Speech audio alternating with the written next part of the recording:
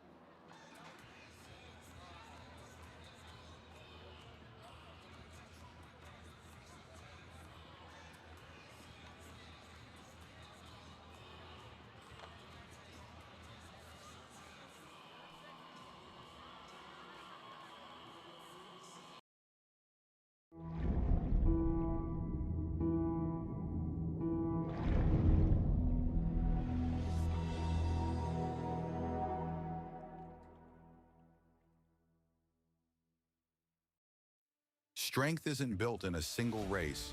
It's earned, mile after mile, pedal after pedal, step after step. The same endurance that drives athletes to the finish line fuels the steady hands and sharp focus required in surgery. It's about resilience, precision, and commitment in competition and in the operating room. Because true performance means showing up with excellence, no matter the arena. Looking for non-stop fun? Sky Zone Biloxi at the Edgewater Mall is the place to be. Jump off wall-to-wall trampolines, dunk on the basketball court, or conquer the warrior course. Sky Zone Biloxi truly has something for everyone. And now, you can celebrate big with our newly upgraded birthday party packages to make their special day unforgettable. Get ready to jump, play, and soar higher than ever at Sky Zone Biloxi.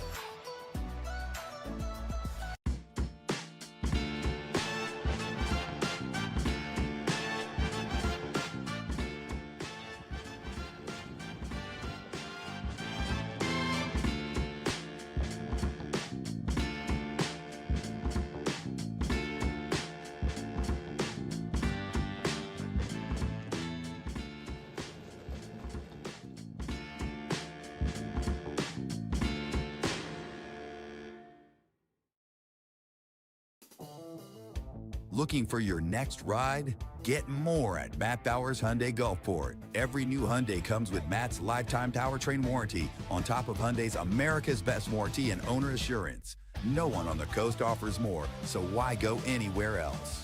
Visit us today during the Getaway Sales event happening now just off Lorraine Road north of I-10. Official sponsor of your Biloxi Breakers. Shop smart, buy local. Matt Bowers Hyundai Gulfport.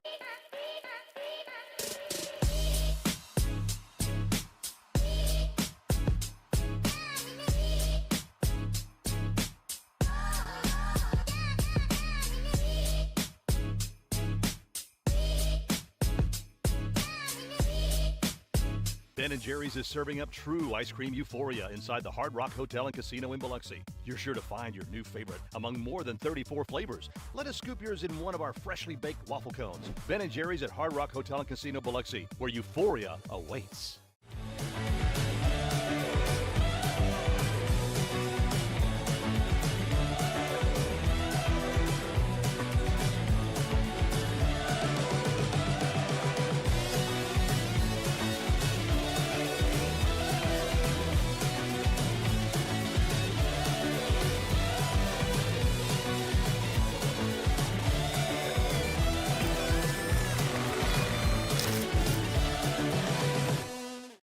Fly in for a daiquiri that scores every time. Mile High Daiquiris is an aviation-themed daiquiri shop and the official daiquiri of the Biloxi Breakers. Open 7 days a week and offering 15 refreshing flavors, jello shots, beer, and even a non-alcoholic daiquiri. They supply mobile daiquiris for weddings, birthday parties, and events. Only 4.6 miles west of the Mississippi Coast Coliseum. Grab your crew and come try the best daiquiris on the Gulf Coast where flavor takes flight.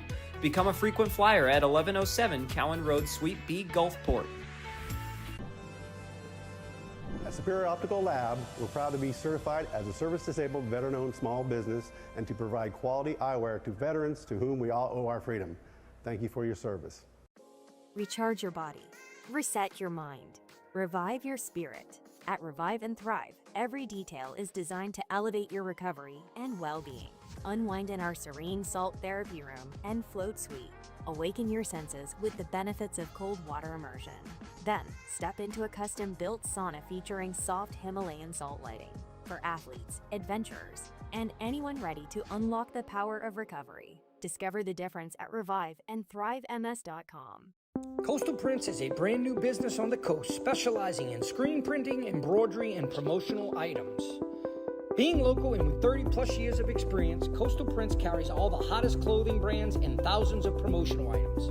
Uniforms, workwear, hats, drinkware, coolers, tchotchkes, and much more. Coastal Prints will make your brand and logo stand out. Come see the new showroom on Seaway Road in Gulfport or visit coastalprints.com or call 228-COASTAL. The Mississippi Gulf Coast is where community and teamwork come together, on and off the ice. Foshi Residential is proud to support the Biloxi Breakers as they bring the heat to the rink this season. Foshi Residential manages 3 unique apartment communities along the coast, each offering modern finishes, resort-style amenities, and a location that puts coastal living right at your doorstep. Ready to find your community? Visit foshiresidential.com/Biloxi Breakers for more information. Every new Hyundai from Matt Bowers comes with Matt's lifetime warranty included. That's in addition to Hyundai's America's Best Warranty, a 10-year, 100,000-mile powertrain warranty, and Hyundai Owner Assurance. You get both warranties, making a new Hyundai from Matt Bowers an excellent value. Come visit us today during the Getaway Sales event at our new showroom just off Lorraine Road north of I-10 in Gulfport. Shop smart, buy local. Matt Bowers Hyundai, Gulfport. When injury knocks you out, Bienville Orthopedic Specialists will be there for you every step of the way. We are here to get you back in the game, back in motion, back to your life. Our elite team of orthopedic specialists will work side by side with you, educating you about your treatment plan, utilizing advanced technology, and providing you with a successful path to recovery. Bienville Orthopedic Specialists. We will get you back. When things heat up, you don't just want a cold one. You want the coldest one. The cold lagered, cold filtered, cold packaged one. Mountain Cold Refreshment. Coors Light. Choose chill.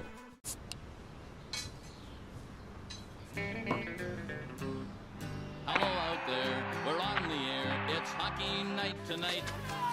Tension grows, the whistle blows, and the puck goes down the ice. The goalie jumps and the players bump and the fans all go insane. Someone roars, Bobby scores at the good old hockey game. Oh, the good old hockey game is the best game you can name. And the best game you can name is the good old hockey game.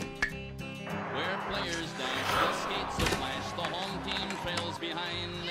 But they grab the puck and go bursting up and they're down across the line. They storm the crease like bumblebees. They travel like a burning flame.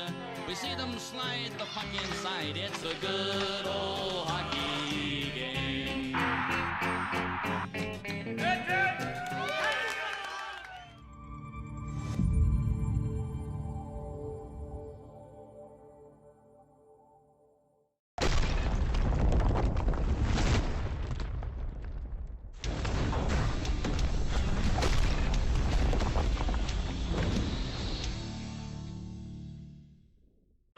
Shooting on the blocker side of Rosenzweig this time. 2-on-1 for the Breakers. On over to Conway. Conway's backhander. Rebound. He scars! Declan Conway! With his 12th of the season off the defensive breakdown by the Crows. They were all bought in down the other end. Good breakout by Biloxi, and Caden Henry adds to his point total. He's up to now 33 with the assist to Conway there, and the Breakers strike first on the road here tonight. Quiet last night, though. Did not find the score sheet after having 8 games in his last 4. Nerland right off the faceoff. A one-time bullet. Beats Bernard, finds the twine. Aldi Nerland continuing to score in bunches. A rocket right off the faceoff. Bernard couldn't even get set. Nerland right over the glove side. Pots one. And it's 2-0 Biloxi. Finds it over to Hunter Hall, the 6'4" power forward who was traded for from the Baton Rouge Zydeco moments ago. Nerland cherry picking in all alone on the breakaway to his forehand. Scars! Aldi Nerland! The Breakers had nothing doing in period 2. Aldi says, all right, I'll take a little minute here at the blue line. A good outlet pass from the Breakers. And Nerland with a beautiful move in all alone to get Bernard to bite to the left side and finishes on the forehand with a beautiful goal. Nerland, his 6th of the season, his 2nd of the night, his 4th of the weekend.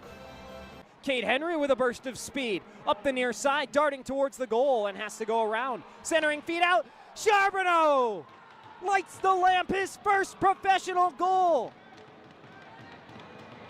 Xavier Charbonneau came trailing through the far side. Henry goes all the way around and drops it out to Charbonneau.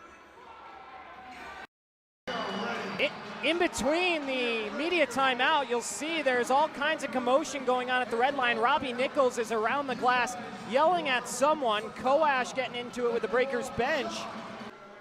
Koash with time and space, tipped in front by Infantino, and Topeka scores. Infantino apologizes to his goaltender for scoring on him inadvertently, and Topeka gets a power play goal. I think it hurts more for the potential shutout that Rosenzweig had cooking. And towards the goal, and now Nerland leads the charge the other way. On over to Pikarczyk. In front, they score! We'll see who leads the line. It looked like another deflection goal off a defender. And it's Lucas Pikarczyk with his first goal since his overtime winner on November 14th, making it 5-1 Breakers. Sneath to the tape of Wilson. Wilson shoots and scores. Elijah Wilson, with just his third goal in his last 11 games, beats Rosenzweig on the blocker's side on the face-off circle, and now Nerland spins it around. Henry trying to dig it out. Smith with a bad-looking hit. He's going after Caden Henry right now on a beeline. I don't think the Breakers really loved that, and Bondi wants a piece of Avery Smith now. A little pushing and shoving after the whistle as Josh Rosenzweig selling his way back to the Breakers bench, and Biloxi takes this one by a final of 5-2 on the road here in Topeka. A fun game. Avery Smith is being held back by the officials. Breakers continue to cherish the win as Topeka will go salute the home crowd. No Pink Pony Club tonight.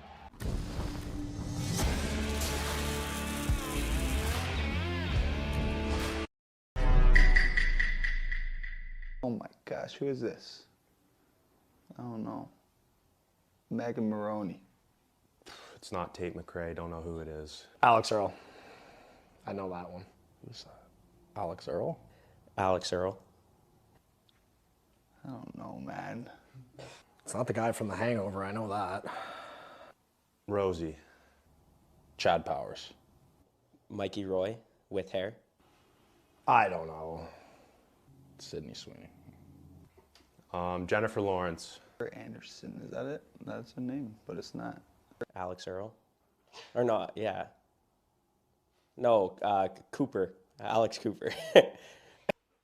Bodmon Carter Thornton. Sick selfie, buddy. Carter. Is that Jason Derulo or Carter Thornton? Carter Thornton. Looks good. That's me. That's Carter. Jello Ball. You just said his name. I forget his name now. I don't know. Bad Bunny. Schlapp. Bad Bunny. Josh Rosenzweig. The Rose Show. That's my favorite picture of Rosie of all time. It's my new lock screen. Rosenzweig. I don't know. I'm spacing. I don't know. Luke Bryan. Ed Sheeran. Come on now. Ed Sheeran. Ed Sheeran. I know exactly who this is, and it makes it 10 times funnier. Shout out to my boy Trey Fisher. Looking good, bud. Good bod. Who? Fish? Who is that? Is that Fish? Oh my God! It looks like fish. The greatest to ever do it, Trey Fisher.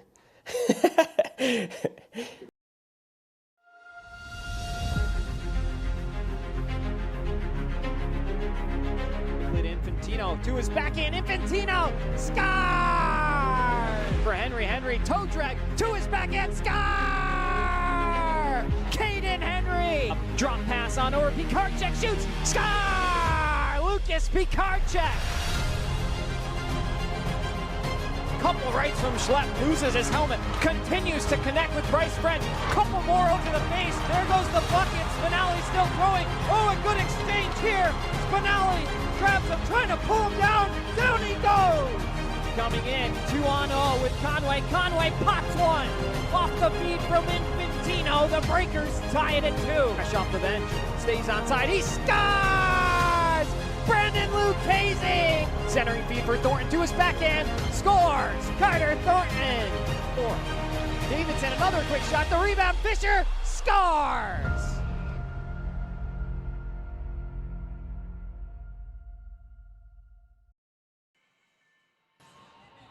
It's Hockey Night live from the Monroe Civic Center in Monroe, Louisiana. My name's Devin Doback, along with you. It's the 9th edition of the Breakers and the Moccasins this season, and the final meeting for these two until New Year's Eve. Let's take a look at our tail of the tape as always and see how this one boils down.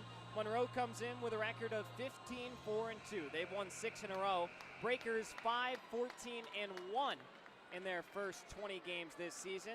3 straight losses for them as well. Goals for 5.3 for the Moccasins, 3.6 for the Breakers, a -44 goal differential for Biloxi, a +48 for the Moccasins. 20% on the power play for the Mocs. That number just went a bit down. Breakers went a bit up, 18.6% with a power play goal last night. On the kill, 88.7% for the Moccasins, 68.4% for Biloxi. Number 2 team in the Continental versus the number 6 team in the Continental, and Monroe has won the first 8 meetings between these two. Our starters were not available to us before the game, so we're going to find out exactly when you, the fans, do back home. Looking forward to a fun one, but the Breakers' woes continue as already shorthanded last night. 4 more guys that played last night will not be in the lineup here tonight. That includes Xavier Charbonneau, Lucas Pikarczyk, who is okay, but certainly needs a day to take it easy. Yaroyev, Dakimov, and Aldiner Land also not in the lineup for the Biloxi Breakers. And then AJ Schlepp, serving a suspension, is out as well. Let's take it to ice level as we meet the Moccasins.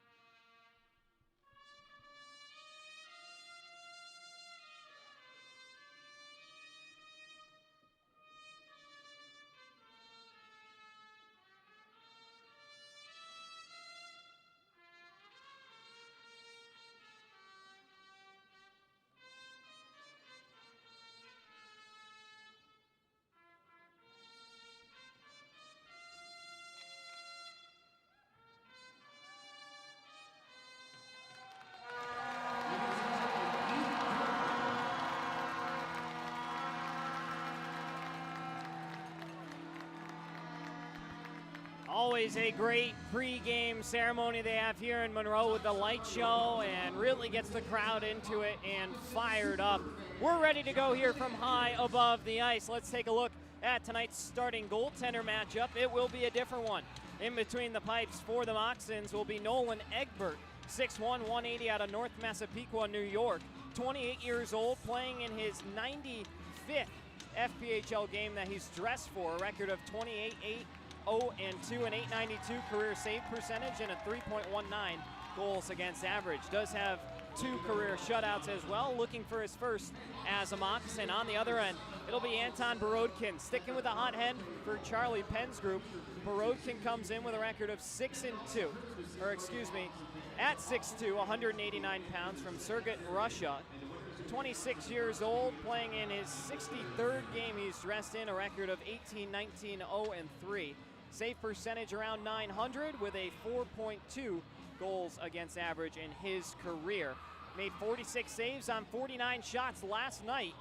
Certainly gave the Breakers a chance to climb back in the game. That was the first time the Breakers have lost last night and not surrendered 5 goals in the loss. All of their previous losses, which would be 14 prior to last night, had 5 or more goals scored against. So people looking for silver linings, there it is for you. We'll see if their offense can give them a boost here tonight. But as I mentioned, down 5 more skaters who played last night that won't be here tonight. Charlie Penn's in the Matt Bowers starting lineup. We'll go with Trey Fisher centering Carter Thornton and Darius Davidson. A very new look on that line. Flanagan and Rosenbaum are the defensive pairing as we are underway from Monroe. Back behind Egbert's cage, here come the Moccasins. Jared Christie, who had an assist last night, banks it on over to Leah Rockos, bumped down to the zone and over the blue line. That will be an offside. As Kyler Matthews tried to save it, and it just barely bled over before being touched up. But yeah, if you're just joining us, the Breakers tonight without Yarrow, you have Dokimov, Aldi Nerland, Lucas Pikarczyk, although Pies is okay, Charbonneau, and AJ Schlepp, but Schlepp's is for suspension. So 13 skaters right now for the Breakers, a very small bench. Couple quick saves made by Borodkin. Flanagan banks it all the way around. Curtis Hansen back in the lineup for the Breakers here tonight. All the way back, the puck comes to Corson Green. Snap pass for Kyler Matthews. Matthews, quick shimmy shake and dishes it across to Green. Bank pass just out of the reach of Matthews. Ferneris picks it up. Monroe in their Christmas specialty uniforms. Mostly in green with red shoulders. The Moccasin with a Santa cap on, featured on the chest with white names and numbers all trimmed in red. Breakers in their road white uniforms with black shoulders, blue pants, blue buckets. Spinelli fights it on over to Davidson. Davidson forcing it out, looking for Colton Wyzak. First game for Colton Wyzak since being activated off the injured list. And looks like he's going to be in a bit of a forward role tonight for Charlie Penn's group, having a lack of bodies. Spinelli looking to kick it up in the direction of Hansen. It's turned over. Gerstein closing in, shoots, and a save made by Borodkin. Slam back down low by Rasmus Asp. He had a pair of assists last night in the victory for the Moccasins. 3-1 at the Coliseum. Christie turns it over to Darius Davidson, and he's off and running the other way. He will dump it to go chase as he's tripped up over by center, and there will be an icing call. 18:04 to go here in period number 1.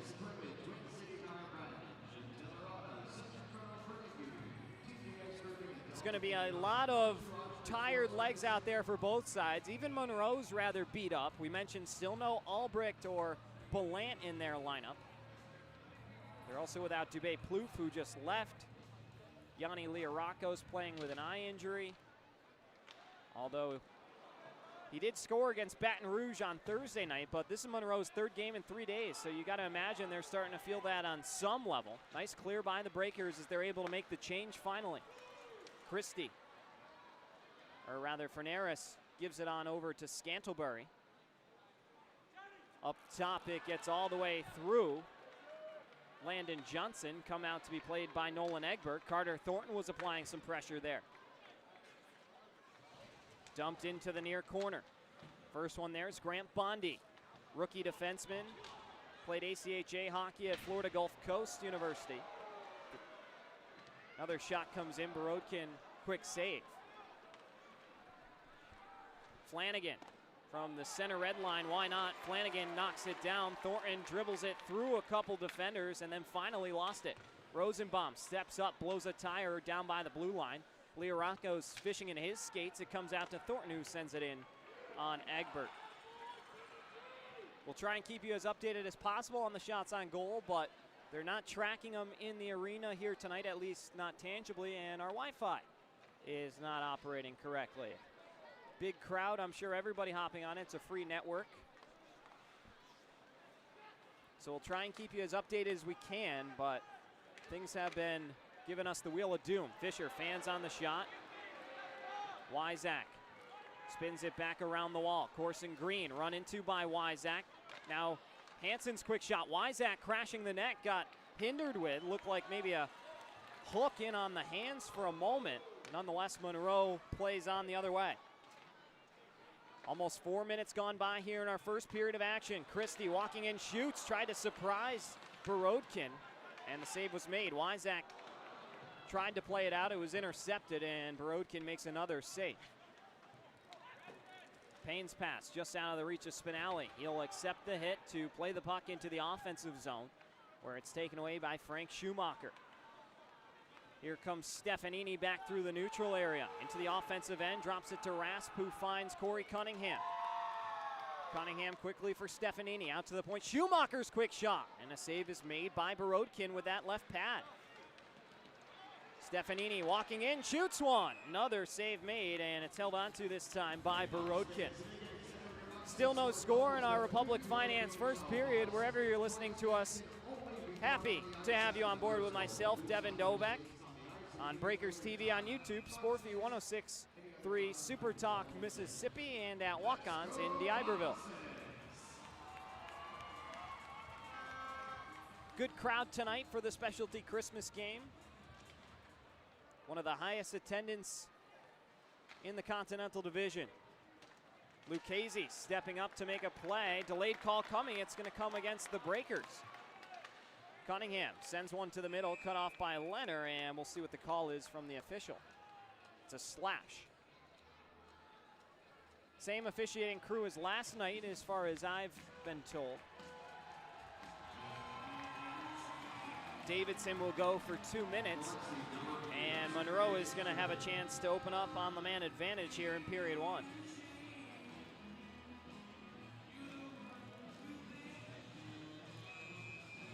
So 2 for slashing against Davidson.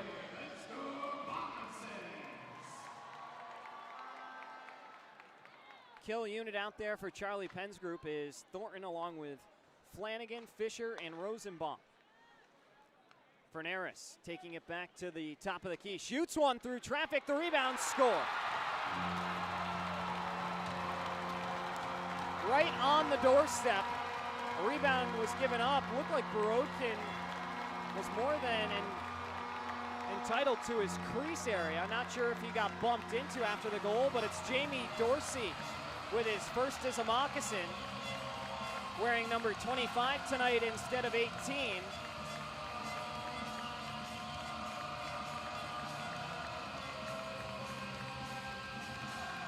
And so the Snakes capitalize on the power play and lead at 1-0.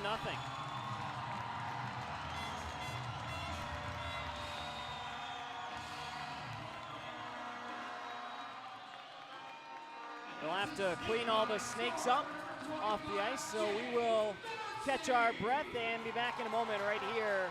1-0 Moccasins on Breakers TV.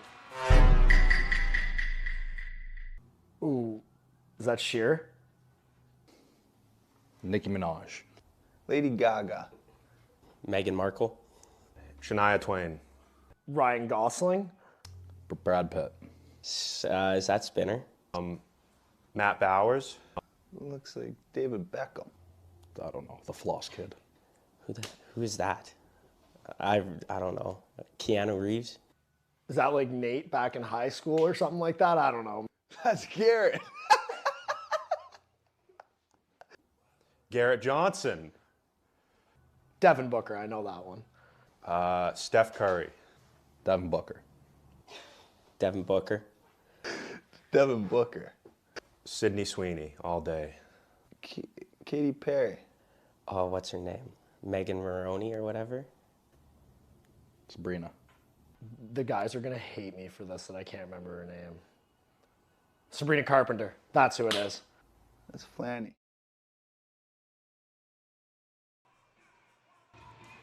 We welcome you back. Hate to cut that segment short, but we're back to the action here. Credit the goal to Jamie Dorsey, the assist to Corson Green. Down below the end line, there's Dorsey again, bumped into by Carter Thornton, and the puck is filleted back up into the center ice area.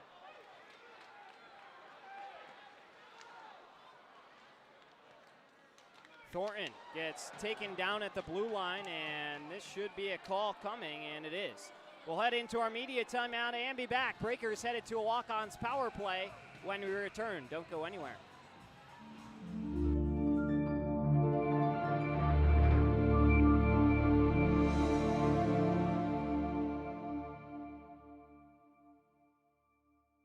When you think Nissan, think Matt Bowers Nissan d'Iberville, where every new Nissan comes with Matt's lifetime powertrain warranty included. And to keep your new Nissan running well, there's never an appointment needed for express service in our service department.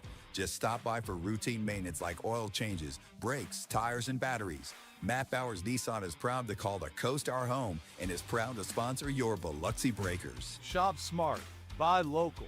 Matt Bowers Nissan, South Mississippi, d'Iberville. Looking for non-stop fun? Sky Zone Biloxi at the Edgewater Mall is the place to be. Jump off wall-to-wall trampolines, dunk on the basketball court, or conquer the warrior course. Sky Zone Biloxi truly has something for everyone. And now, you can celebrate big with our newly upgraded birthday party packages to make their special day unforgettable. Get ready to jump, play, and soar higher than ever at Sky Zone Biloxi.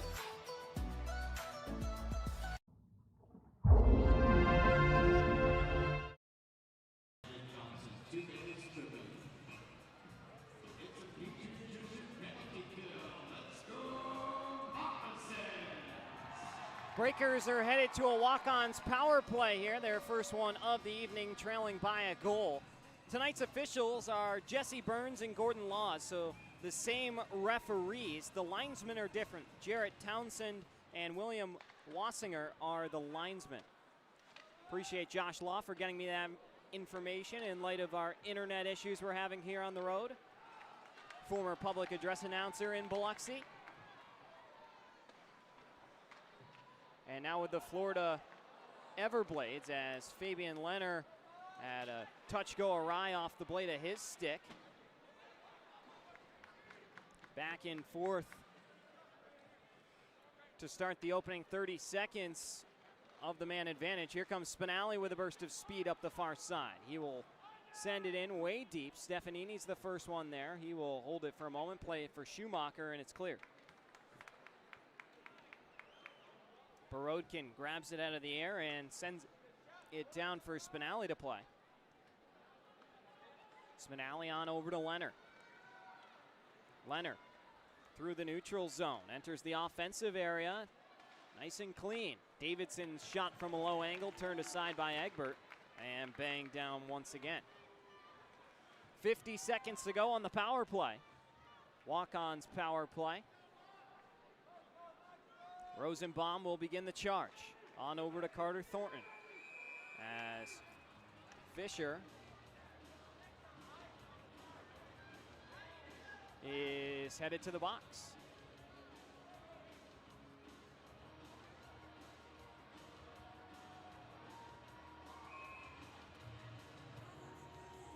Or let's see what's going on here. Looks like Colton Wyzak will go to the box. Too many men call is what's given from the officials, of course, with all these unique lines that Charlie Penn's having to put together in light of all the absences. That's what's going to happen sometimes. Guys who haven't played together trying to get thrown out into different situations than they're typically accustomed to, and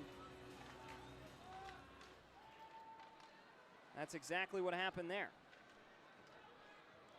So that eliminates the walk-ons power play and will in fact put up a Raven and Rose tattoo penalty kill. Closing in on the 13-minute mark here, period number 1. Centering feed by Leah Rockos, taken away by Tim Payne. Payne looking for a passing lane. Hits Thornton, who taps it through his own legs. Hits the brakes, looking to move the puck. Run into by Stefanini, who might have caught him right in the middle of the chest. And Monroe will dump it in again. Leah Rockos in the corner. Moccasins are now on the power play here. Drop pass to Leah Rockos. On a cross for Christie. Christie, toe drag release. Save Borodkin and swatted out by Rosenbaum. Leah Rockos on over for Corson Green. Far side shot, and he scored. Corson Green pots another one. 2-point night already. That's his third of the season. They've all come against Biloxi. Number 3 has number 3, and the Moccasins lead it 2-0 on the power play.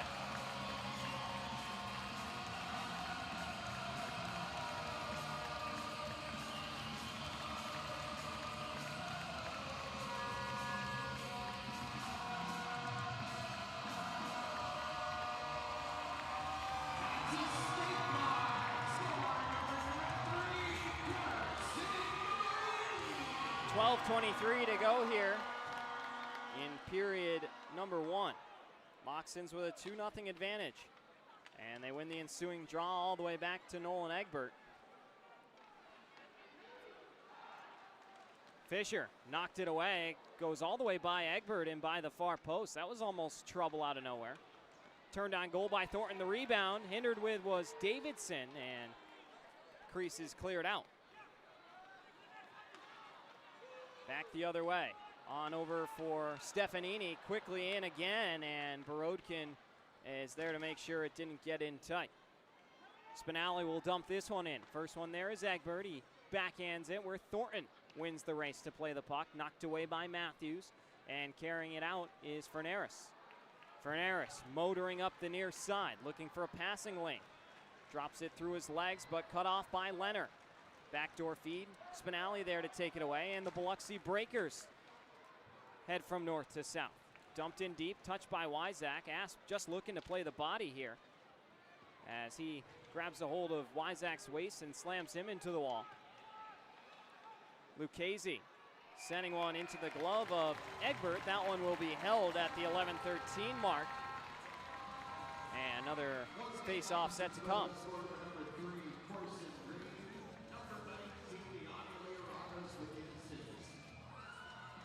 On the goal to Corson Green, Yanni Liarakos credited with the assist is what they just announced on the loudspeaker.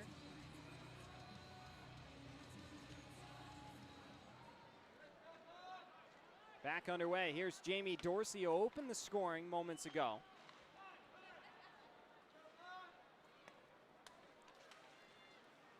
Into the skates of Rosenbaum. Gerstein slaps it on over to the far side. Christie into the middle for Landon Johnson. Johnson with room, takes it and shoots. The rebound. Another save made by Borodkin, and then one last bid crashing the goal that time by Landon Johnson as Borodkin hangs on to it.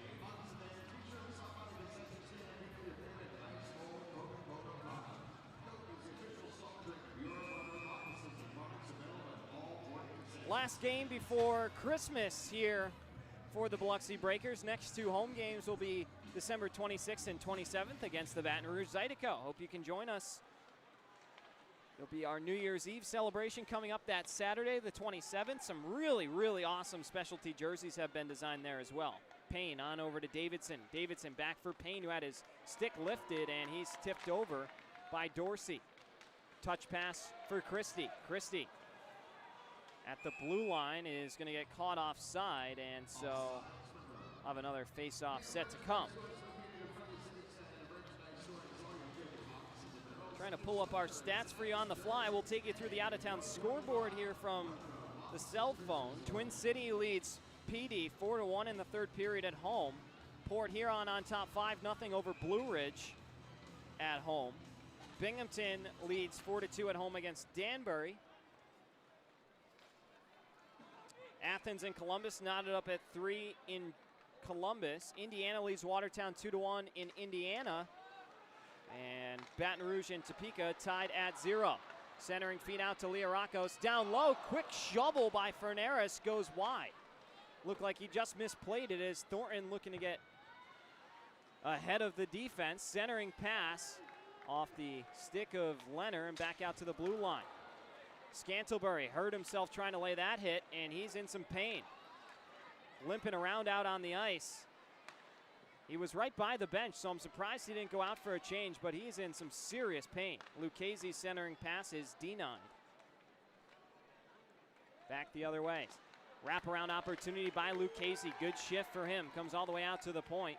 Scantlebury still out there. Seems to be moving a little bit better now. Shots on goal currently listed at 9-1 in favor of the Moccasins. Davidson on the far side will begin the charge. Stefanini closes him off. Got just enough body to free up the puck. Stefanini then taken down. Davidson blows a tire. Everybody following suit, hitting the deck. Back on over for Rasmus Asp. Asp almost tipped over. Maybe there's a rut or something over there that people are continuing to hit. We'll keep an eye on that.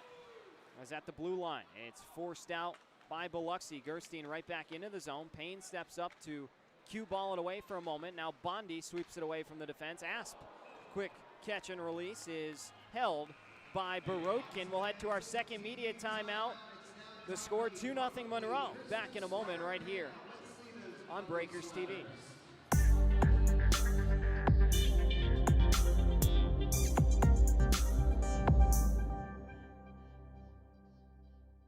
The Mississippi Gulf Coast is where community and teamwork come together, on and off the ice. Foshi Residential is proud to support the Biloxi Breakers as they bring the heat to the rink this season. Foshi Residential manages 3 unique apartment communities along the coast, each offering modern finishes, resort-style amenities, and a location that puts coastal living right at your doorstep. Ready to find your community? Visit foshiresidential.com/Biloxi Breakers for more information. At Superior Optical Lab, we're proud to be certified as a service-disabled, veteran-owned small business and to provide quality eyewear to veterans to whom we all owe our freedom. Thank you for your service.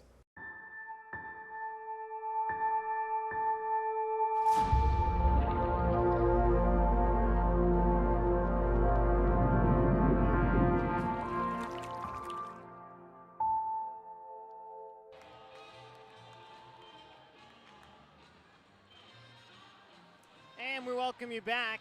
8:32 to go here, period number 1, our Republic Finance first period. My name's Devin Dobek, along with you on Breakers TV on YouTube. Sport for you, 106.3 Super Talk Mississippi, and at Walk-Ons in D'Iberville. Face-off is won by Monroe once more. Another shot from the point by Dorsey goes wide. Wyzak bumped into Dorsey behind the play, and now he's in a foot race for the puck. Wyzak hit into the wall. Lucchese flanking Casey Gerstein, who's able to use the protection of his net to go back the other way. Johnson hit into the boards by Brandon Lucchese on the far side. Dorsey turns it over to Hansen. Hansen didn't have time to release the shot, and now finally gets it in on Egbert, and save is made. Just at the 8-minute mark, Biloxi trying to generate some more pressure down the other way.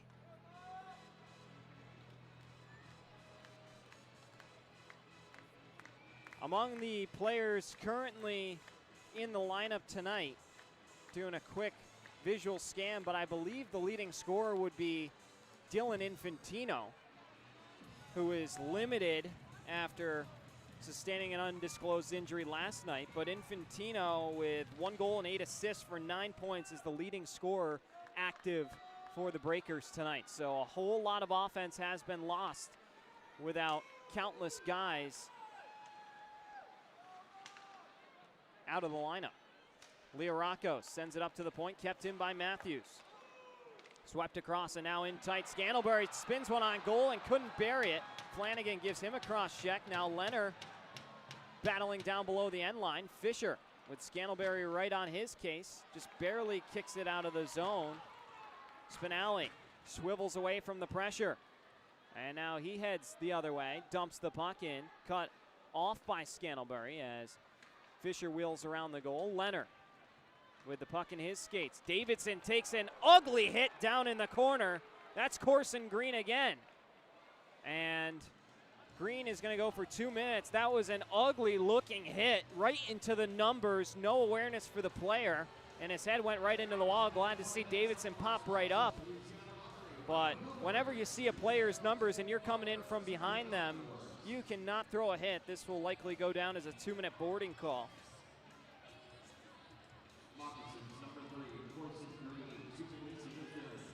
They're going to call interference.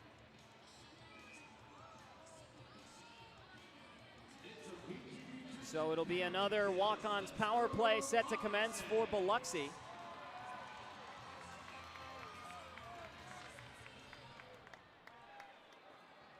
As this first one will get sent all the way down. Tim Payne is there to play it, and he'll begin the charge. Second power play opportunity for the Breakers. Lucchese across the blue line. Dumps the puck in deep. Schumacher able to win the race against Payne and clear it out. Lucchese snaps a pass on over to Rosenbaum. Rosenbaum with speed across the blue line. Protecting on his backhand to the goal. Shoots one. And just lost it off the toe of his blade. Out at the point, Rosenbaum had it take an awkward bounce in his boots, and now here comes Gerstein short-handed through the 5-hole. He scores.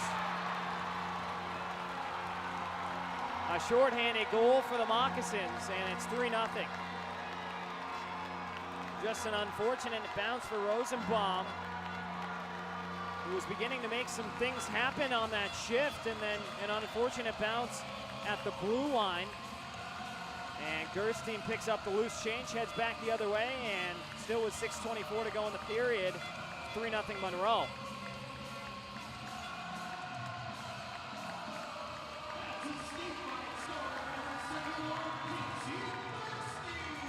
Fisher. Back to Grant Bondi.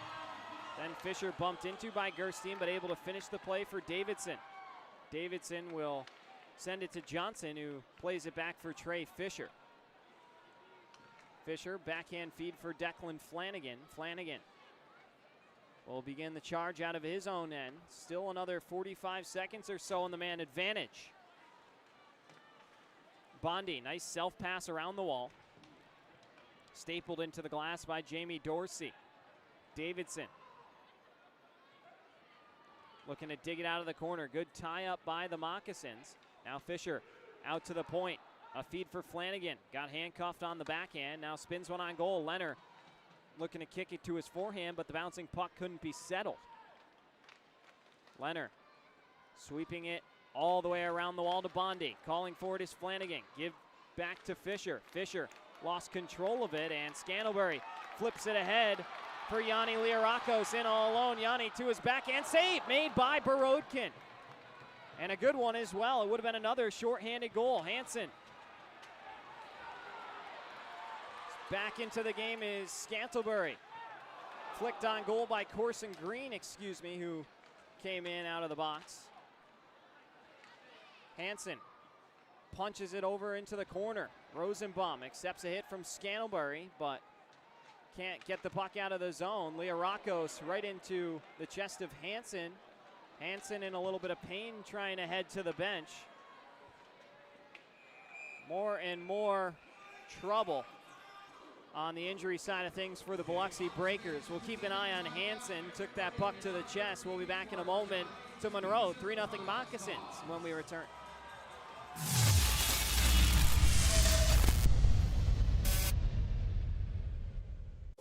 Recharge your body.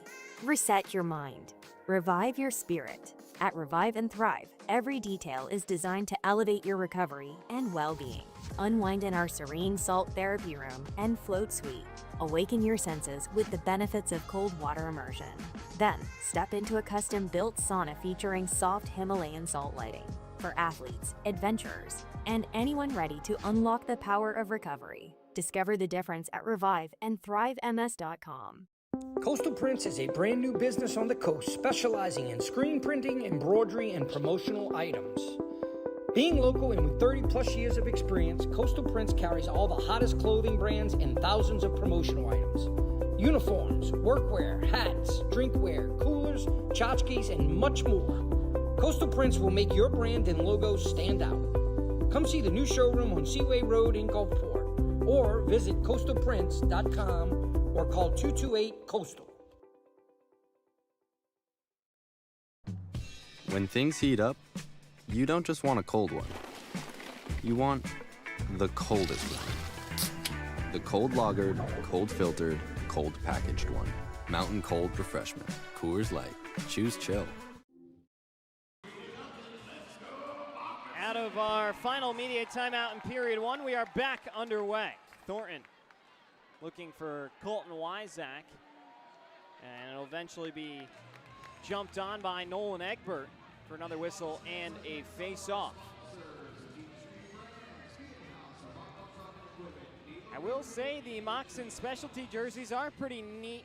I like the design that they went with and the red and green theme with the white. Breakers were really awesome last night. If you got a chance to get your hands on one in the post-game jersey auction, you are very lucky, very envious of you. Those things came out really, really cool. Nice little ugly sweater.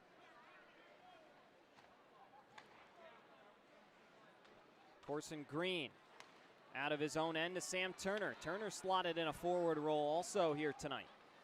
Fernaris trying to drag it along with him. Spinelli caught up to it. Fernaris surprise shot in on Borodkin.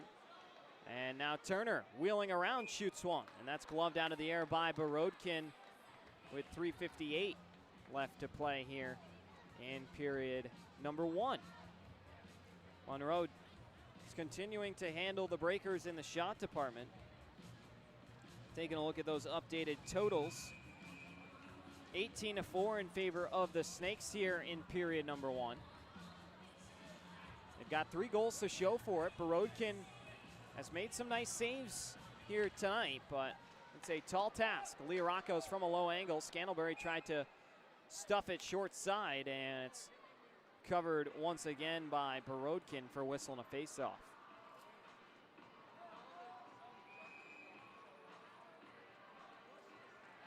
Leonard and Christie will take the ensuing draw, and it's won by Christie. Sent in and redirected maybe 1 or 2 times in on Borodkin. Goes wide on the blocker side. Leonard, nice hit on the sidewall to tip over Leorakos. Fisher backhanding one ahead for Davidson to get on his horse and go chase. No icing, says the officials. Davidson tried to lift the stick of Dorsey, and now it's spun back to Dorsey. Davidson went left, and the opposite way went Dorsey. Good little shimmy shake on the back end. Sent out to the point. Bondi runs into Scantlebury. Davidson, backdoor for Fisher. Fisher looking for Leonard, and it's broken up.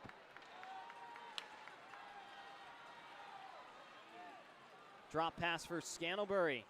Miss. Scantlebury. Couple more shimmies and shakes. Heads on over to the far side. Snapping one for Leorakos. Leorakos shoots. Tipped in front by Christie. They score. 4-0 Moccasins.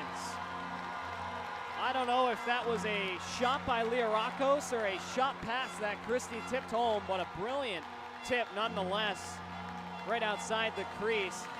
Absolutely perfectly done, and it's 4-0 Monroe.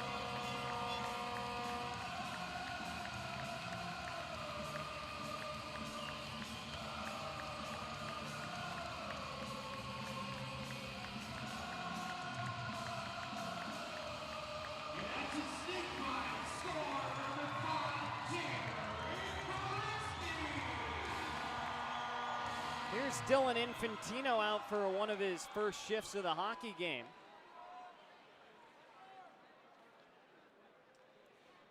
Schumacher, after the face-off win by Monroe, right back to work come the Snakes. Stumped in deep, Rosenbaum Nice hit by Infantino over on the far wall to pin Stefanini. Hansen then takes a shot from Fernaris. Fernaris gets it back on over to Stefanini. Fernaris looking backhand, then goes back to Cunningham after all that. Stefanini lets it trickle on by. Cunningham, Infantino able to muscle it out. Quick shift for him, he gets off. Cunningham couldn't deke through Tim Payne. Nice job defensively to sniff that one out. Carter Thornton one-on-one against Gerstein. Tried to run him over with a reverse and forgot the puck in the process. Inside 2 minutes to play. Puck sent in deep. Borodkin way out to play it. Gerstein took it away. Through Lucchese, he then backhands one to the tape of Christie. Christie on over looking for Gerstein. Broken up by Flanagan, and Spinelli carries it out. Spinelli hits Wyzak. Puck's going to go down below the end line by Green. Now here comes Sam Turner across the blue line for Leorakos. Leorakos shoots one. Another save made by Borodkin. Looking back for Turner again. Thornton disrupted the play. Spits out to Matthews. Matthews tiptoeing the line, and another whistle comes. An offside call. Second time Matthews has fumbled the puck at the blue line to force an offside call. Borodkin's had a heavy workload tonight. Monroe is dominating in the shots department.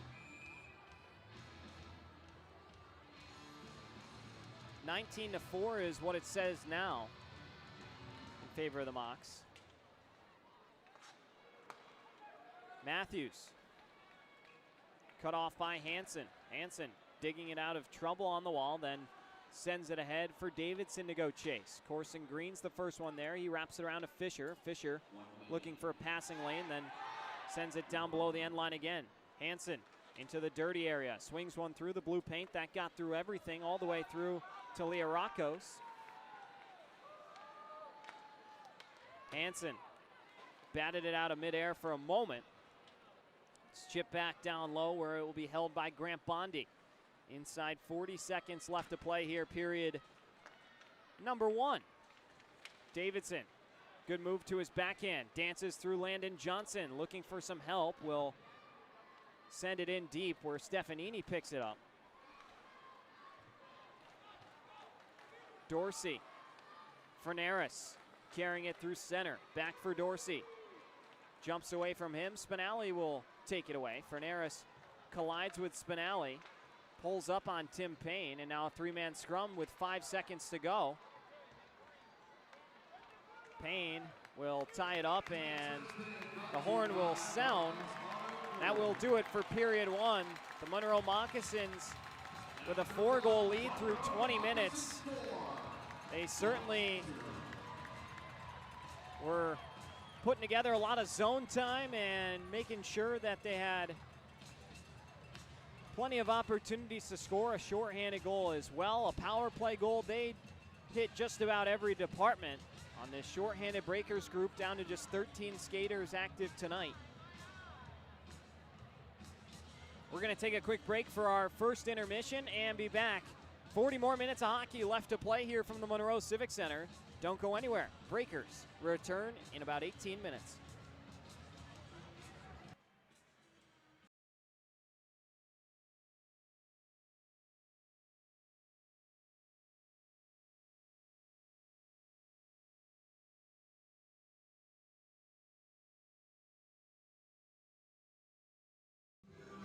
Devin Dobeck here with Trey Fisher. Trey, welcome to Breaker Banner. Happy to have you on with us. Thanks for having me.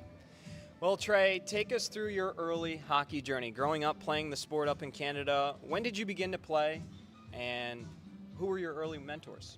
I started skating around 2 years old. My dad got me out on the ice as soon as possible. I started playing competitively around 4. We actually lied and said my birthday was a little earlier than it is. And yeah, I mean, my dad's been a huge mentor throughout my whole hockey career. My grandpa has been huge in that too, as well as like my older cousins. One of them was a goalie. And then the one that's closer to me in age, he was, I played with him actually all the way up until about 8 years old. So those were some big people in my life for my hockey career. And we know you're a skater now, but growing up, my understanding is you played a little net. You were the goalie in between the pipes. So tell us a little bit about that and then your development to ultimately becoming a skater. Yeah, I mean, I played goalie up until I think I was like 10, 11 years old. I always loved like the custom masks, the custom gear, you know. That stuff was pretty sick. So, yeah, I'd play as much goalie as they would let me, but we were supposed to change them in and out, and I mean, I think I ended up playing like 75% of the games, so I loved it. Your favorite NHL team and player that you looked up to growing up? Growing up, it was the Chicago Blackhawks and Patrick Kane, Jonathan Toews, that era. I mean, I've recently converted to an Oilers fan in the past about like 5 years ago, so now it's definitely Connor McDavid. It's convenient. Yeah. But when did you realize that hockey was something you wanted to pursue long term? I know it's been a love-hate journey for you with the sport, but take us through that for a moment. I think I mean, I've always really loved it. Growing up, I raced dirt bikes too, and I was heavily into that. Around 12, 13 years old is kind of when I made the change, decided I was going to do hockey full time. I was doing spring hockey and all that, and I just had a couple really good years, met some people, great people, and kind of just ended up just kept going with that, and the dirt biking went down to the side and never looked back, kept going. And so you find yourself now as a pro, but let's go back a few layers before that. 2019-2020, you play for two teams in the KIJHL, including the Princeton Posse and the Golden Rockets. What do you remember about those seasons and what they taught you at that part of your hockey journey? I mean, you don't really, I mean, I remember mainly like the people I met along the road, my teammates. That's definitely the first thing that comes to mind. But you know, it was my first taste of like, this isn't just for fun anymore. This is something that you got to work every day, show up to the office, and you know, it's a grind. So I think that kind of pushed the mental side of the game for me for sure. And then also it just opened up many other doors on the ice too. And it's some of the best days of your life. Everybody talks about juniors. Everybody loves juniors. It's the greatest time. So. But around that time as well, the coronavirus was starting to come into the fold right around that 2020 year. What did you do during COVID to stay in shape and keep your skills fine-tuned? Wow, pretty much just worked. Like everything was shut down. So I worked a lot, but I got on the rollerblades, got the green biscuit going. Me and my stepbrother, we actually played together for a couple years growing up. So we'd get out in the backyard and just rip around and have a good time. That's probably the biggest thing that, you know, kept me going. Outside of hockey, were there any other hobbies that you spent your time with? You mentioned the dirt biking and things like that, but what else? The gym a lot. That's actually probably when I dove into the gym the most. I had a little setup in my garage, not much, but it got the job done. So I worked out quite a bit. And, yeah, I actually took up running too. Weird one, because I always hated running, but just wanted to get outside. Yeah, I just wanted to get outside, and I mean, being where I'm from, it's beautiful. So get out and run, see the mountains. It's a good time. So 2020 to 21, after the COVID has started to subside a little bit, you play 6 games for the Chilliwack Jets, and actually COVID was still going on.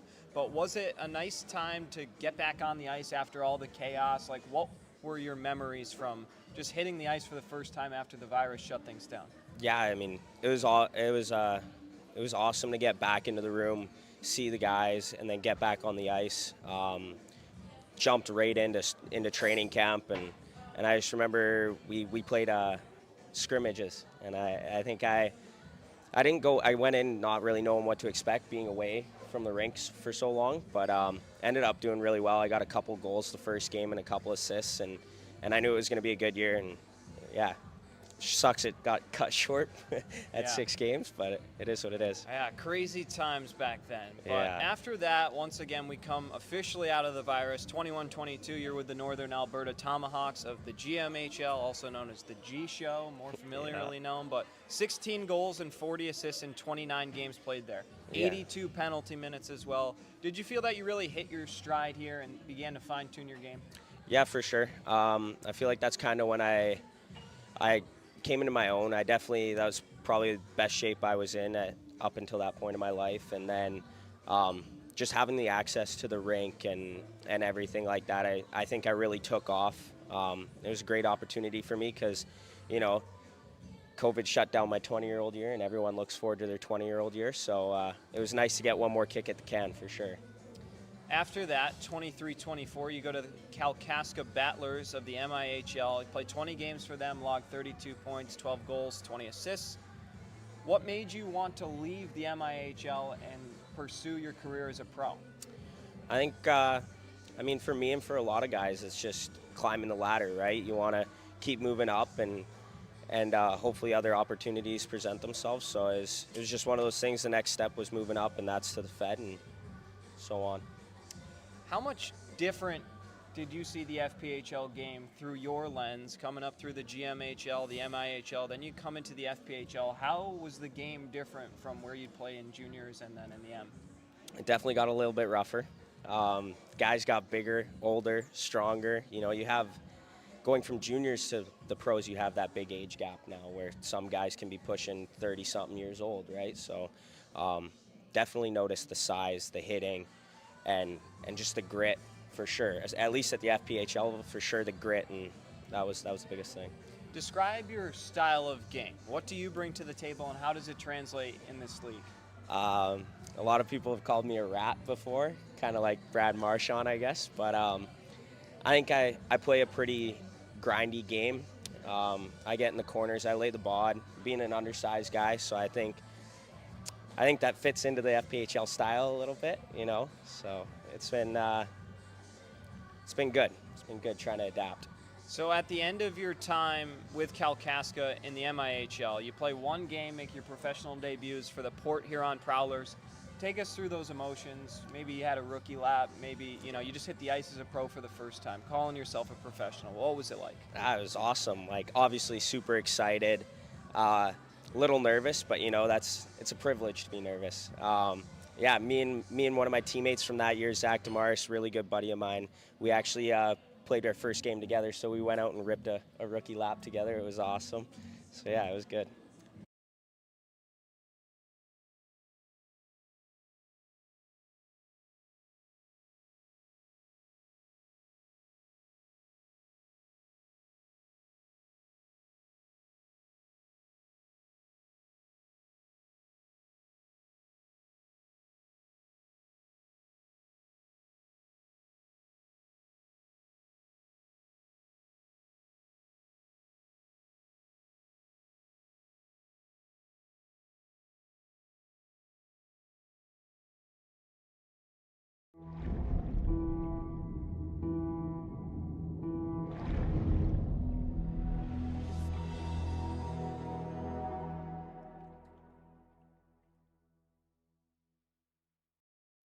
Strength isn't built in a single race.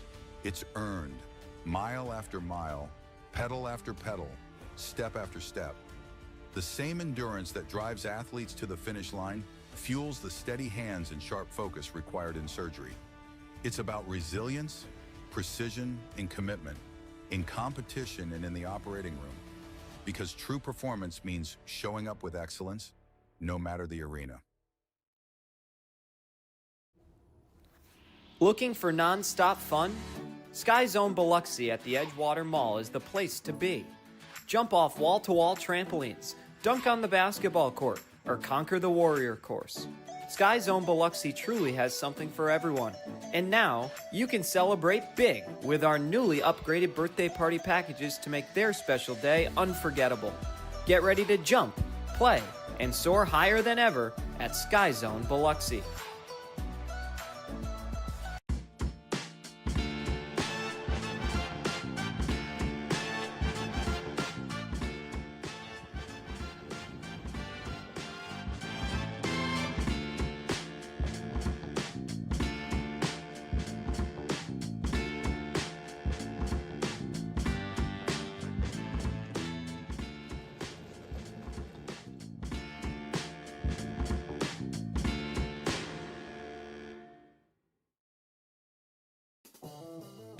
Looking for your next ride? Get more at Matt Bowers Hyundai Gulfport. Every new Hyundai comes with Matt's lifetime powertrain warranty on top of Hyundai's America's Best warranty and owner assurance. No one on the coast offers more, so why go anywhere else? Visit us today during the Getaway Sales event happening now just off Lorraine Road north of I-10. Official sponsor of your Biloxi Breakers. Shop smart, buy local. Matt Bowers Hyundai, Gulfport.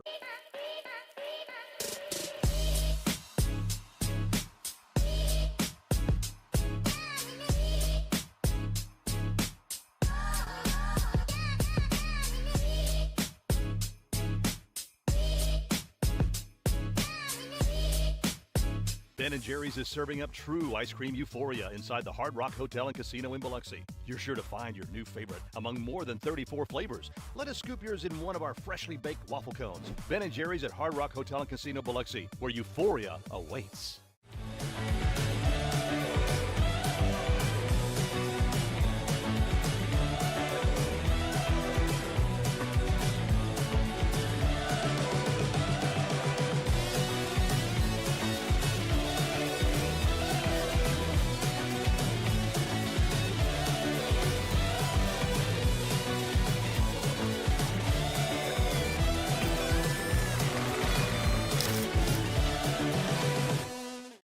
Fly in for a daiquiri that scores every time. Mile High Daiquiris is an aviation-themed daiquiri shop and the official daiquiri of the Biloxi Breakers. Open 7 days a week and offering 15 refreshing flavors, jello shots, beer, and even a non-alcoholic daiquiri. They supply mobile daiquiris for weddings, birthday parties, and events. Only 4.6 miles west of the Mississippi Coast Coliseum. Grab your crew and come try the best daiquiris on the Gulf Coast where flavor takes flight. Become a frequent flyer at 1107 Cowan Road, Suite B, Gulfport. At Superior Optical Lab, we're proud to be certified as a service-disabled, veteran-owned small business and to provide quality eyewear to veterans to whom we all owe our freedom. Thank you for your service. Recharge your body. Reset your mind. Revive your spirit. At Revive and Thrive, every detail is designed to elevate your recovery and well-being. Unwind in our serene salt therapy room and float suite. Awaken your senses with the benefits of cold water immersion. Then, step into a custom-built sauna featuring soft Himalayan salt lighting for athletes, adventurers, and anyone ready to unlock the power of recovery. Discover the difference at reviveandthrivems.com. Coastal Prints is a brand new business on the coast specializing in screen printing, embroidery, and promotional items. Being local and with 30 plus years of experience, Coastal Prints carries all the hottest clothing brands and thousands of promotional items. Uniforms, workwear, hats, drinkware, coolers, tchotchkes, and much more. Coastal Prints will make your brand and logo stand out. Come see the new showroom on Seaway Road in Gulfport or visit coastalprints.com or call 228-COASTAL. The Mississippi Gulf Coast is where community and teamwork come together on and off the ice. Foshi Residential is proud to support the Biloxi Breakers as they bring the heat to the rink this season. Foshi Residential manages 3 unique apartment communities along the coast, each offering modern finishes, resort-style amenities, and a location that puts coastal living right at your doorstep. Ready to find your community? Visit foshiresidential.com/Biloxi Breakers for more information. Every new Hyundai from Matt Bowers comes with Matt's lifetime warranty included. That's in addition to Hyundai's America's Best warranty, a 10-year, 100,000-mile powertrain warranty, and Hyundai Owner Assurance. You get both warranties, making a new Hyundai from Matt Bowers an excellent value. Come visit us today during the Getaway Sales event at our new showroom just off Lorraine Road north of I-10 in Gulfport. Shop smart, buy local. Matt Bowers Hyundai, Gulfport. When injury knocks you out, Bienville Orthopedic Specialists will be there for you every step of the way. We are here to get you back in the game, back in motion, back to your life. Our elite team of orthopedic specialists will work side by side with you, educating you about your treatment plan, utilizing advanced technology, and providing you with a successful path to recovery. Bienville Orthopedic Specialists. We will get you back. When things heat up, you don't just want a cold one. You want the coldest one. The cold lagered, cold filtered, cold packaged one. Mountain Cold Refreshment. Coors Light. Choose chill.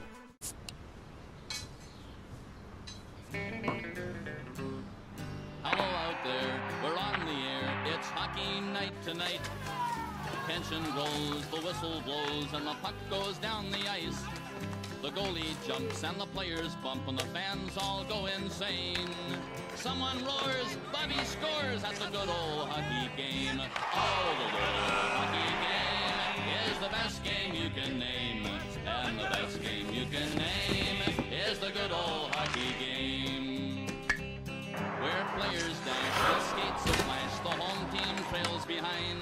But they grab the puck and go bursting up and they're down across the line. They storm the crease like bumblebees, they travel like a burning flame. We see them slide the puck inside, it's a good old hockey game.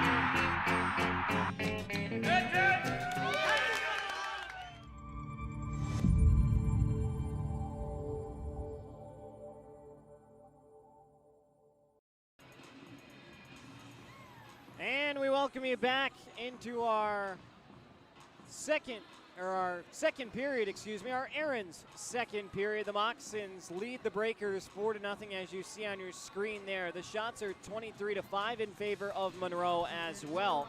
On the power play, Moccasins 1 for 1. They also have a shorthanded goal. The Breakers are 0 for 1 on their man advantage opportunity, and Monroe with 2 penalty minutes to match the Breakers' 2 penalty minutes. Still 40 more minutes of regulation time to play. Snakes have been everywhere early on through 20 minutes. As we shift our focus to period number 2.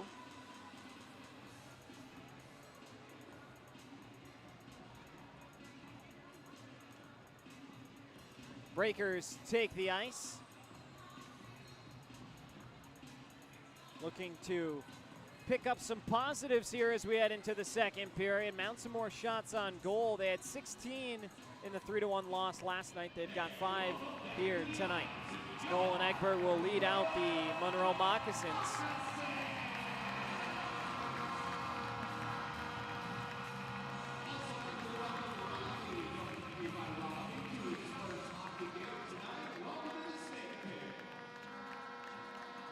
Anton Borodkin back between the pipes for the Biloxi Breakers up against Borodkin. Garrett Johnson's the backup. No Josh Rosenswag on the bench tonight for Biloxi.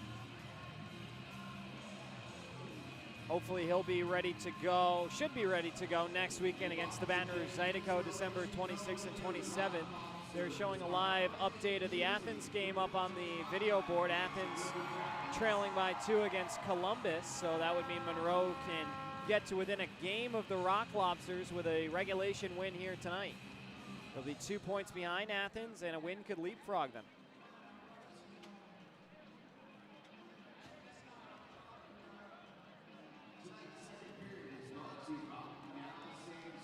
As we mentioned, it's our Aaron's second period. We're still in the midst of a quick delay here. The starting line will be Leonard with Fisher and Davidson, Rosenbaum and Flanagan the pairing. 8:07 Central Time here. Scantlebury going over to talk with the official real quickly, or the linesman, I should say. Jesse Burns awaits at center for the ensuing face-off to kick off period number 2. And we are underway in period number 2 as that one goes up and into the seats.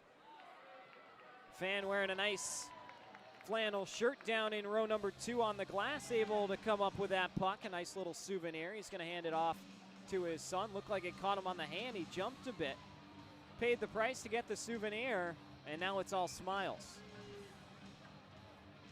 Took just 5 seconds. Now number 5, Jared Christie, will lose the face-off to Fabian Leonard.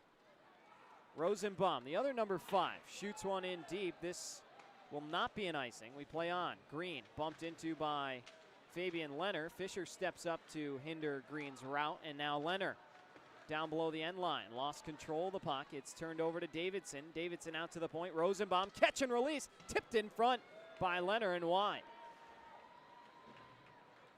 Leonard spins one back around. Fisher tried to center it looking for Davidson. It's going to come all the way out to Flanagan, who swings and misses at the blue line. It comes all the way back to the Breakers' end. Scantlebury lines up Rosenbaum. Rosenbaum shielding the puck well. Flanagan gives Scantlebury a quick check in the back. Schumacher's shot deflects up and into the sky here at the Civic Center. Coiling back around for Neris into the cleats of Scantlebury. Back across for Schumacher. And into the near corner now.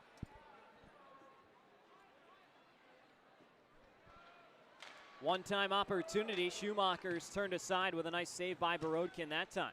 Ferneris shoots one, blocked down by Rosenbaum. Magnet to pucks right now. Stefanini walking in, shoots. Another save made by Anton Borodkin. That one right into the chest of Flanagan. He's in a little bit of pain, crouching over just a little bit. Ferneris, centering feed, taken by Flanagan and sent out. This one will go the full 200 feet and be an icing. With 18:21 to go here in period number 2. Hope everybody is enjoying the holiday festivities. I know it may be hectic for some, but I hope you can enjoy some time with your family and loved ones, whatever you're celebrating. Hanukkah, of course, Christmas coming up, Kwanzaa, whatever it may be. May the absolute best be with you and your family during this holiday season. One-timer by Johnson from the point goes by Borodkin and wide. Rosenbaum, a nice hit to tip over Casey Gerstein, and this will not be an icing, as a good clear made by the Breakers. Wyzak, shoulder-to-shoulder check on Dorsey. Infantino mixing in another shift now. Lucchese's out there as well. Christie pokes it by Payne. Gets it back on his forehand, closing in, couple, shimmy, shakes. The backhand finish won't go. And heads back off to the far wall. All the way back out to Turner. Turner, shot pass on over to Gerstein. Payne slows it down, and it comes for Brendan Spinelli. Spinelli rings one around for Wyzak to play at the blue line. Wyzak able to punch it out to Infantino, who finds Spinelli in stride. Spinelli will float it into the near corner, allowing a few fresh legs for the Breakers. Fisher and Thornton Cowboy over the wall. Now back into the corner. 3 minutes gone by here in period number 2. Spinelli got jammed up, looking to send the puck in deep for Neris. Quick pass back to Cunningham. Cunningham to Matthews. One-timer. Save made Borodkin. Out at the point again, Matthews. Catch and release. Save Borodkin. And that will warrant another face-off.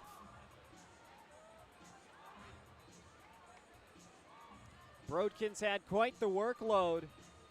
In the past 2 nights alone, he's already faced 75-plus shots. 7 of them have found the back of the net, but only 3 last night, which was the best goaltending performance in a losing effort for the Breakers all season.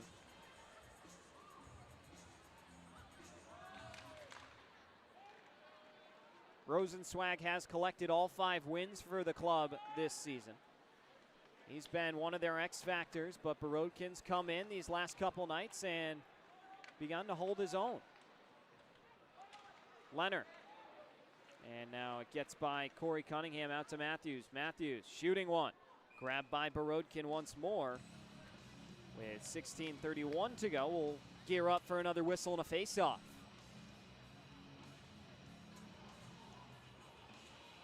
Lucchese, Davidson, Hansen, the group for Charlie Pence. Countering is Christie, Scantlebury, and Lirakos. Defensive pairing for the Mocs includes Schumacher and Asp, as Jared Christie has been asked to find a new position on the face-off dot. In to take it is Lirakos. Christie drops to the shooting position, and he gets it. One-timer by Schumacher. Crashing the net is Lirakos, and it goes wide. The net's off its pegs. Borodkin lost his twig for a moment. And now Breakers 2-on-2 the other way. Lucchese shooting one. Save made by Egbert. Then Lucchese run into by Rasmus Asp. Lirakos from north to south back the other way. Backhands one to the tape of Rosenbaum, who couldn't float it to Davidson. Christie looking to walk through the defense. Lirakos fishing for the puck in between his skates. Scantlebury's quick shot turned aside by Borodkin. Over 4 minutes gone by here in this Aaron's second period. Christie, one-timer by Asp, is going to be held by Borodkin. So he makes another one, and he's going to need a minute to get his bearing together. Looks like something in his blocker glove needs to be adjusted, so he'll take care of that.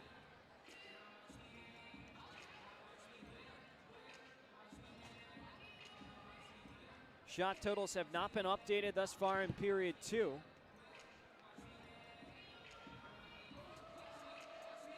Last we checked, it was 23-5 Monroe.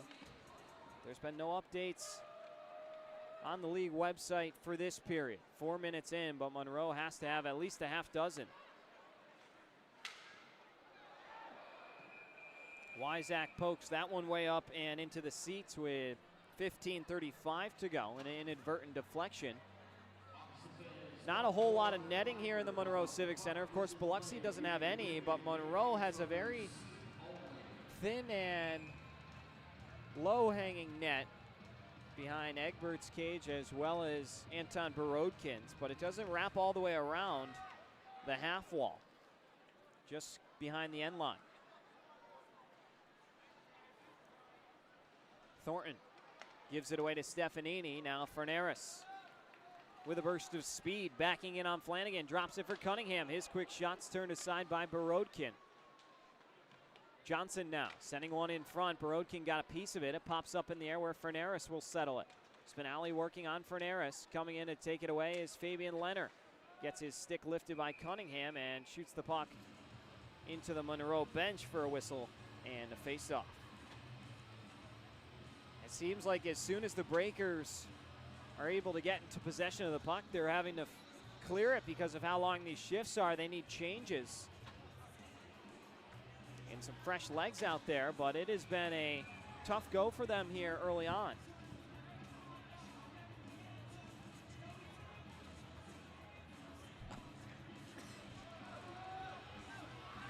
Five minutes gone by here, period number 2. He's off the face-off. Cunningham shoots another one, held by Borodkin for another face-off, and that will be our first immediate timeout. We'll take it. Don't go anywhere. 4-0 Mocs when we return.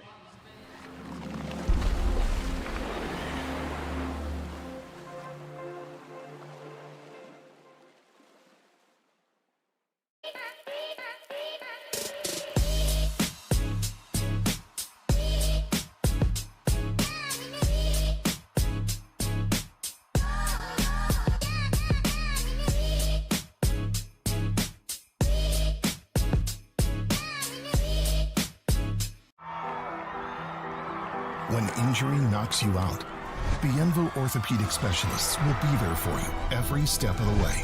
We are here to get you back in the game, back in motion, back to your life. Our elite team of orthopedic specialists will work side by side with you, educating you about your treatment plan, utilizing advanced technology, and providing you with a successful path to recovery. Bienville Orthopedic Specialists. We will get you back.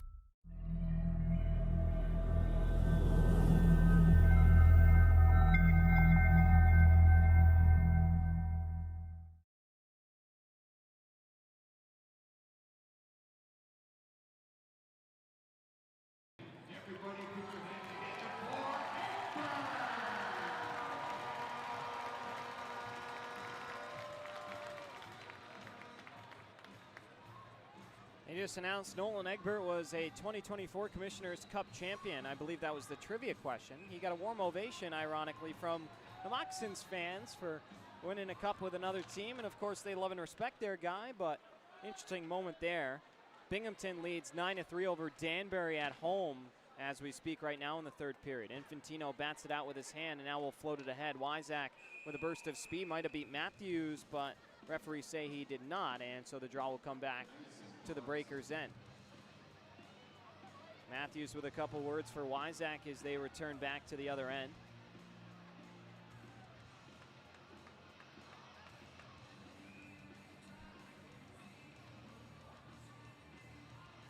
Moccasins hope that they'll be playing for the Commissioner's Cup come May. Of course, you'd have to think Binghamton is almost a staple in the Empire Division as it sits right now. Just 2 losses in their first 23 games. 22 games, I believe, actually. And then Monroe and Athens dueling it out at the top of the Continental Division as Scantlebury tags up, and we're going to have a hold coming against Monroe. Guilty party is Tucker Scantlebury headed to the box.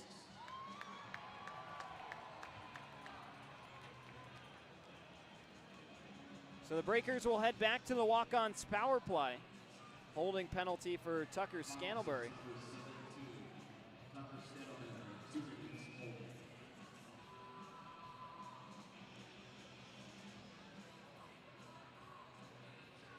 And so we head to the walk-ons power play.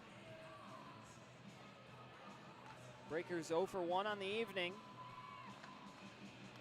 As the puck is dropped, controlled by Corson Green. He will shoot it out high off the window. Flanagan had no chance to play it with how high it was. Would have been a high sticking call had he. Bondi hits Fabian Leonard. Leonard across the blue line. Run down by Kyler Matthews, who gave him one more while he was on the ground. Now it's on over to Flanagan. Matthews runs into Leonard one more time. Popped up in the air and settled by Trey Fisher. Fisher searching to get it back to Leonard out at the point. Flanagan shoots, tipped by Davidson off the post. That was a stellar tip by Davidson on the Flanagan shot, but the Breakers unfortunately can't connect. Now Gerstein takes it away, staying on side shoots, and missed everything. Flanagan dumps it on back for Rosenbaum to play. Rosenbaum will lead the charge back in the other direction. Still holding the puck. He looks to center, right into the skates of Asp, and sent back on out once more. 13:15 to go.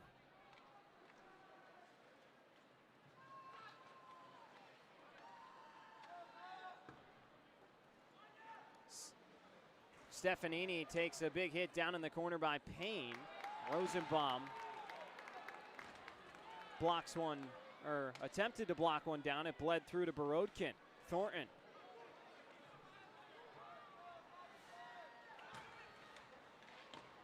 Sends it over to the far side. Stefanini will float it ahead, and final 10 seconds of Scantlebury's minor will wind down. Hansen picks it up off the half wall. Coiling for a moment, Dorsey picked it off, and now it's recollected by Christie in his own end. Moccasins are back to full strength. And here they come, a slap shot by Scantlebury, fresh out of the box, is turned aside by Borodkin. Wyzak on the half wall, battling. Christie forces it out, looking for Scantlebury. Couldn't get it on over to his forehand. Out to Dorsey. Dorsey shoots. Rebound. Another save made with Leorakos in tight. Borodkin continuing to play strong. And Thornton will shoot it down the length.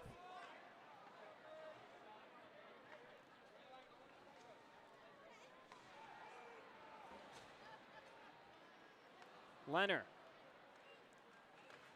gives to Wyzak, who will backhand it in to the corner. Fisher, with Wyzak getting hit by Landon Johnson into the end wall. Puck slips out to Sam Turner, who plays it for Jared Christie. Christie below the end line. Rosenbaum will receive it. Inside 11 and a half to go here, period number 2. Davidson shooting one into the skates of Green. Picked up by Green. And looking for Gerstein. It's knocked away by Fisher. Leonard pops it up in the air again. Fisher will bat it home for a goal. Trey Fisher. How about it? That puck was still bouncing when he swatted it out of midair in to the top shelf. And Trey Fisher with his 3rd goal of the season. They've all come against the Moccasins, and they've all come in this building. What a bullet that was. And it's 4-1.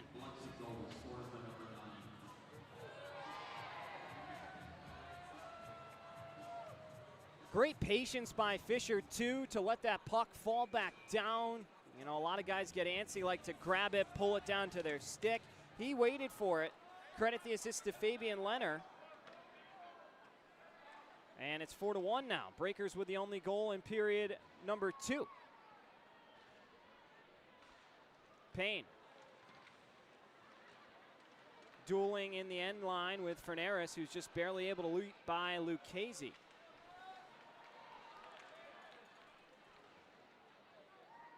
Now Lucchese runs Cunningham into the wall. That board is moving as finally everybody gets untangled. But yeah, the wall was moving down below the end line. Awkward hit for Cunningham, and yeah, you can even see the gap by the Zamboni doors there. As Lucchese looks to be a little bent out of shape here. Looked like the linesman was having a quick conversation with him, explaining something.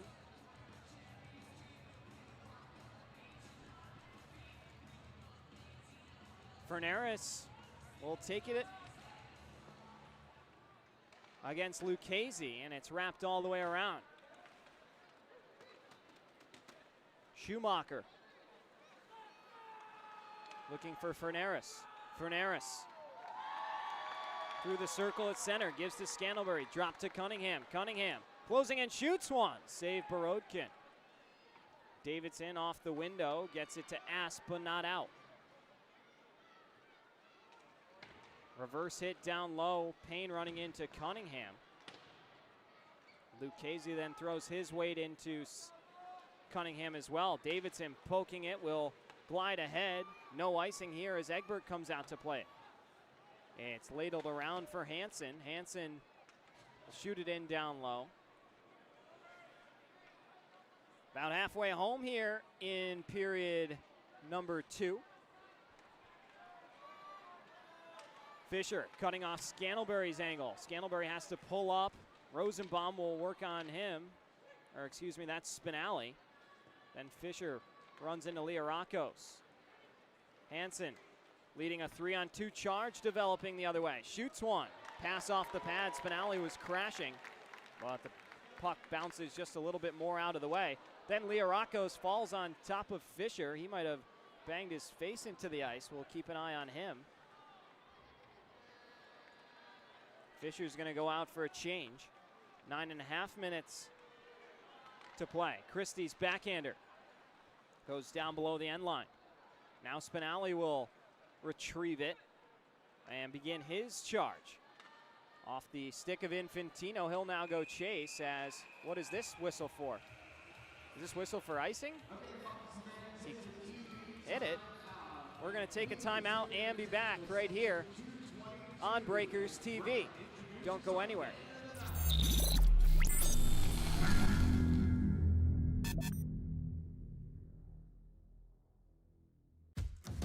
At Matt Bowers Hyundai Gulfport, we make it easy to drive the new Hyundai you want at the price you need. Every new Hyundai comes with Nat's lifetime powertrain warranty on top of Hyundai's America's Best warranty and owner assurance. That's serious value right here on the coast. Visit us today during the Getaway Sales event happening now just off Lorraine Road north of I-10. Official sponsor of your Biloxi Breakers. Shop smart, buy local.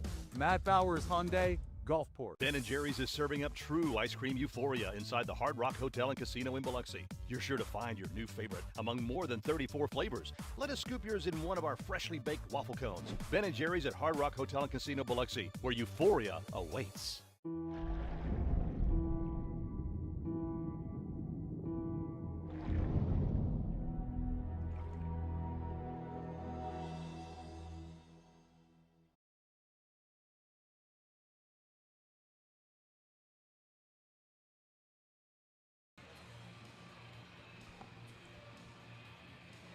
.908 to go here in period number 2. The draw will come out to center. Let's go, Moccasins!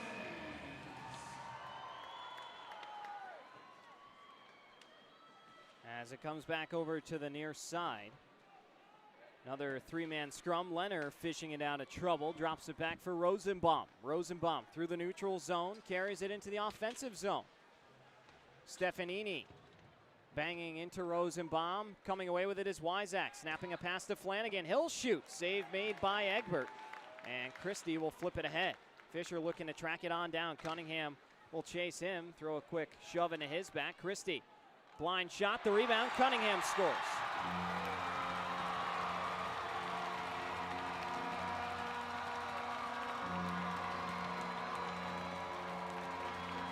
Moccasins finally get one here in period number 2.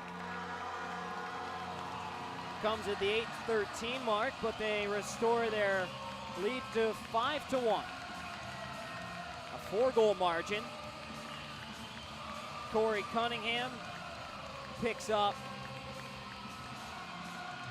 goal number 4 on the season. Of course, was the Moccasins goal leader last year with 23. But just his 4th of the season this year.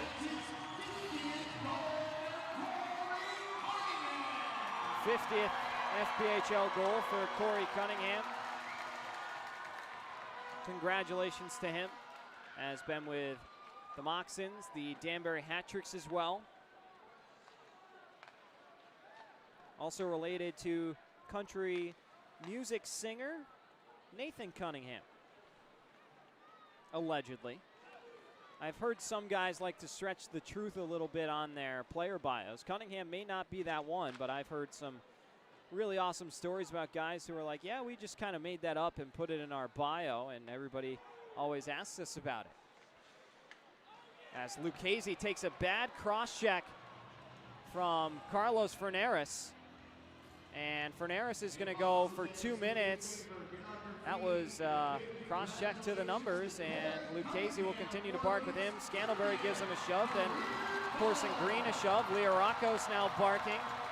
Spinelli standing in between to make sure nothing else is going to further.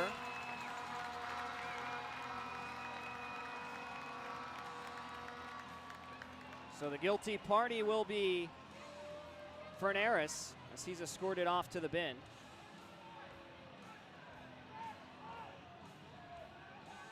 And the Breakers head back to another walk-ons power play.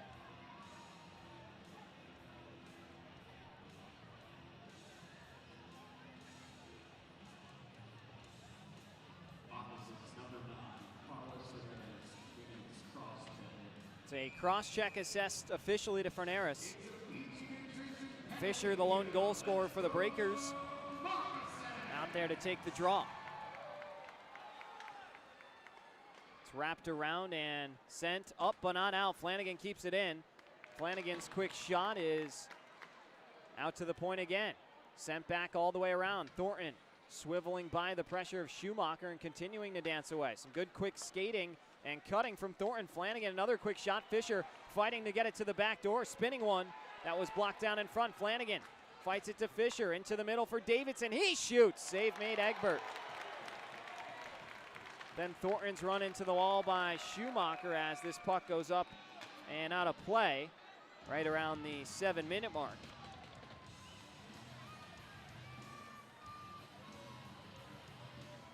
So some good puck movement for the Breakers to begin this power play. Certainly you'd love to see what else they have up their sleeve.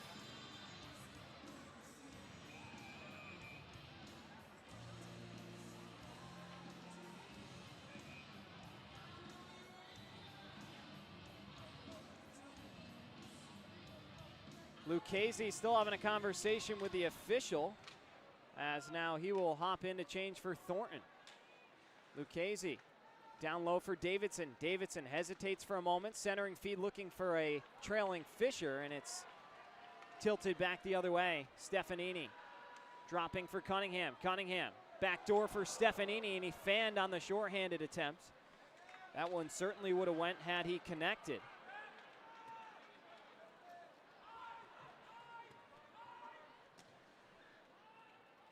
Below the end line, slowing things down and slapping it back the other 200 feet is Landon Johnson. Rosenbaum protecting the puck. Coils back to his own end and will take a breather. Immediately beginning the charge. Drops it for Fisher. On over to Lucchese. Lucchese, good tape-to-tape pass for Infantino. Floats it into the far corner. Rosenbaum with Scantlebury right there with him. Has the puck leak out over the blue line. Fisher's forced to spin it back down deep.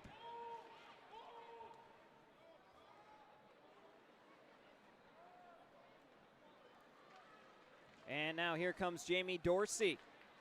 5:40 to go here in period number 2. 5-1 the Moccasins lead it. 1 goal each here in period number 2 as we're back to full strength. The walk-ons power play unsuccessful this time.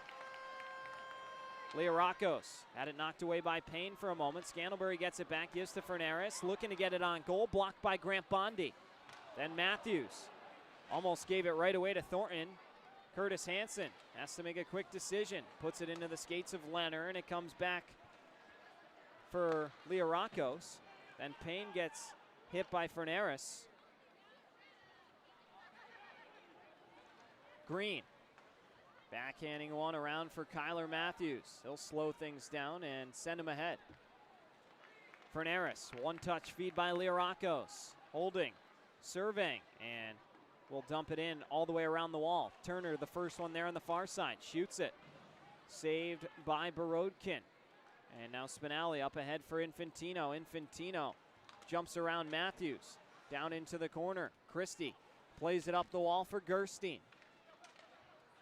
Green back on over, and a 2-on-2 will begin. Christie and Turner with it.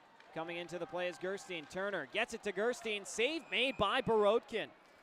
Right around the 4:20 mark, we'll take a break for another media timeout. Anton Borodkin having another beautiful game here tonight.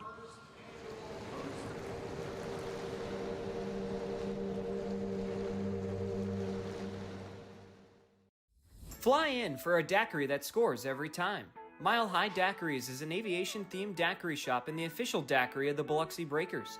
Open 7 days a week and offering 15 refreshing flavors, jello shots, beer, and even a non-alcoholic daiquiri. They supply mobile daiquiris for weddings, birthday parties, and events. Only 4.6 miles west of the Mississippi Coast Coliseum. Grab your crew and come try the best daiquiris on the Gulf Coast where flavor takes flight.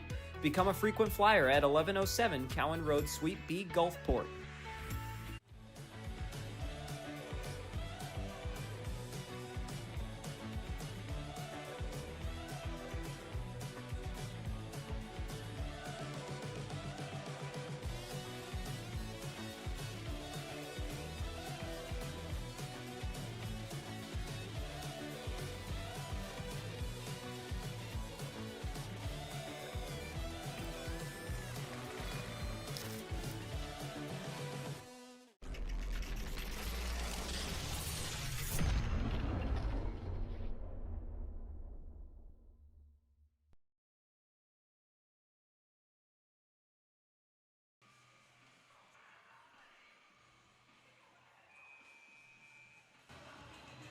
Five to one's our score. 4:23 to go here in the second period of play. Each team with a goal in the frame. Trey Fisher for the Breakers. As Lucchese just went down awkwardly, didn't catch exactly what had happened there. Gerstein can't keep it in around the blue line.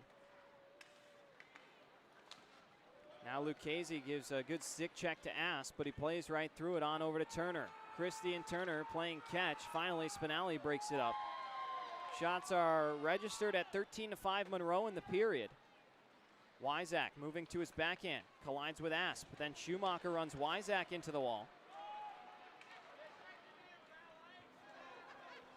Sent ahead. And Spinelli will pick it up by the end wall. Christie. Couple one-handed stick checks in the direction of Spinelli, who's able to shake him away and begin the search. Fisher to the tape of Davidson. Davidson will let it roll off of his blade down in deep. Asp swivels off to the right, avoiding the contact. Leonard battling with the puck at center. Apologies if the camera's freezing up on you. It is here as well as on the screen. They also have the Athens score on the scoreboard here, 6-4 Columbus in the third period. Davidson on over to Hansen. Hansen will float it on in. Leah Rockos out to the blue line, kept in by Bondi. His quick shot is grabbed out of the air by Egbert. Another face-off coming with 2:50 to go.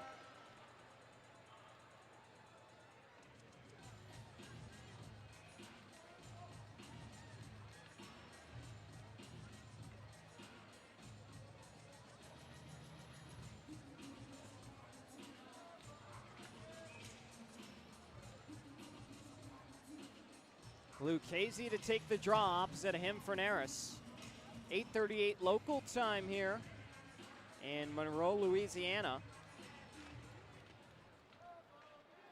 Warm welcome to everybody joining us on Breakers TV on YouTube, Sportfeed, Super Talk Mississippi, and at Walk-Ons in D'Iberville. My name's Devin Doback, happy to be along with you. Fernaris on the far side. Throws it into the skates of Rosenbaum, who sent it out to the point. Stefanini pinballed it down low, and Rosenbaum flips it up into the sky, where it'll be settled by Thornton. Thornton, quick shot, goes wide and all the way back out to the near point. Fernaris up ahead looking for Cunningham. Lucchese with a big hit on Ben Stefanini down in the neutral zone.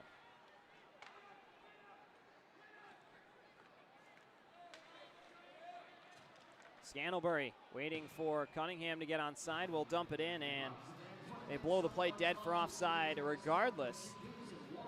2 minutes and 3 seconds to go here. Period number 2, our Aaron's second period. Get you some more out-of-town scores periodically here in this final couple minutes of period 2. Wow. Binghamton on top of Danbury 11-3 at home in the third period and counting. Twin City defeats PD 4-2. Someone lost a mitten over on the far side. As here come the Moccasins again. Turner tried to center for Christie. Back over to Turner. Now Turner in front, backhanding one. Borodkin makes the save. Columbus leads Athens 6-4 in the third. Watertown on top of Indiana 4-3 on the road. That would be 2 times Indiana surrendered leads. Baton Rouge leads Topeka 3-1 in the second at home. If they win tonight, the Breakers will fall into last place in the Continental Division. So we'll have to keep a sharp eye on that one. Baton Rouge with 2 straight overtime losses that have earned them a pair of points in the last 2 nights, and now a chance to upset Topeka. All things considered, 5 out of 9 points on a 3-game homestand for the Zydeco is rather impressive. Flanagan being helped over the bench. That was kind of awkward. Looked like he got caught in that stanchion for a moment by the photographers in between the glass. 1 minute left to go. Wyzak touching up onside. Now will carry it over the blue line. Can't get it in deep. Wins the puck back from Christie. Wyzak carrying it down low, continuing to protect. Will spoon it for Infantino. Down in Gretzky's office. Infantino out in front, and they score. It's Colton Wyzak. His first career professional goal. Comes in the final minute in period 2, and Mr. Wyzak pots one. Colton playing in now his 59th FPHL game, and there it is, goal number 1 for number 2 on the Breakers. Congratulations, Colt. Had a chance to watch Colt last season with the Dashers Hockey Club, and then he was signed earlier in this season by the Breakers, and pretty cool to get to call his first professional goal. So Colt, there you go. I'm sure his family up in St. Thomas, Ontario is tuning in. Some loyal listeners up there, the Wyzak clan, and happy to have their support as always. Nice little play set up by Wyzak and Infantino there that Wyzak was able to finish. Finally, the puck is dropped back for Grant Bondi. Breakers outscoring the Moccasins 2-1 here in the second period. Bondi back on over to Thornton. Thornton will shoot it into the far side, inside 30 seconds to play here. Schumacher has his pass deflected by Thornton. Thornton avoids the hit of Asp. Sent back down low for Fisher. Fisher's hit hard into the wall by Schumacher. He's in an awkward spot. They'll have to get untangled. They finally do, but Fernaris with one last push drops it off to the side for Turner. 5 seconds to go. Borodkin, one more save. Spinelli sends it into the neutral zone, and that will do it for period number 2. Trey Fisher and Colton Wyzak score for the Breakers, getting them back into the hockey game. It's 5-2 Monroe. Wyzak with his first professional goal. Another one last big congratulations to him as we head into our second intermission.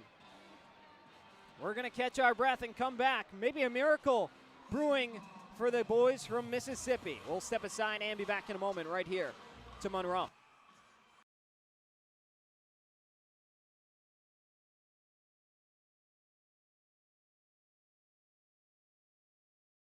Got to feel good to come up with somebody through the ranks, and then you guys would stick together even after Port Huron. We'll get into that in a moment. Actually, let's talk about it now. So you join and you sign with the Dashers Hockey Club. You sign with the Quad City Storm for training camp. Didn't work out. You come to the Dashers Hockey Club with Zach DeMarsa as well. But take us through that season in Danville. You played 35 games there, one of the longer tenure guys throughout all the turbulence and chaos. Just what went wrong, generally speaking?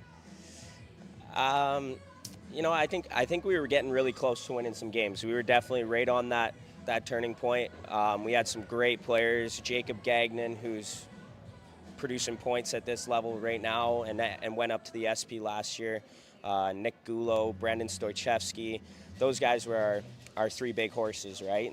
And we lost those guys right around Christmas time. And I think we just tried to pick up the pieces, and the cookie just didn't crumble our way at any point, which was tough. But, yeah. Yeah, well, what positives can you say about things that happened in that year? You played 35 games, you had 5 goals, 9 assists, so there were some bright spots and a lot of close and heartbreaking losses. But speaking on a positive note, what did Danville give you? I mean, like I've said, it's the people you meet along the way. I met a lot of great people, great fans, and then the boys. Like, I met some long-term friends, guys that, you know, will be part of my life forever. That's probably one of the biggest things. But it also gave me my start in pro hockey, and that's something I'm forever grateful. And you know, Danville will always kind of have a little place in my heart because of that. So.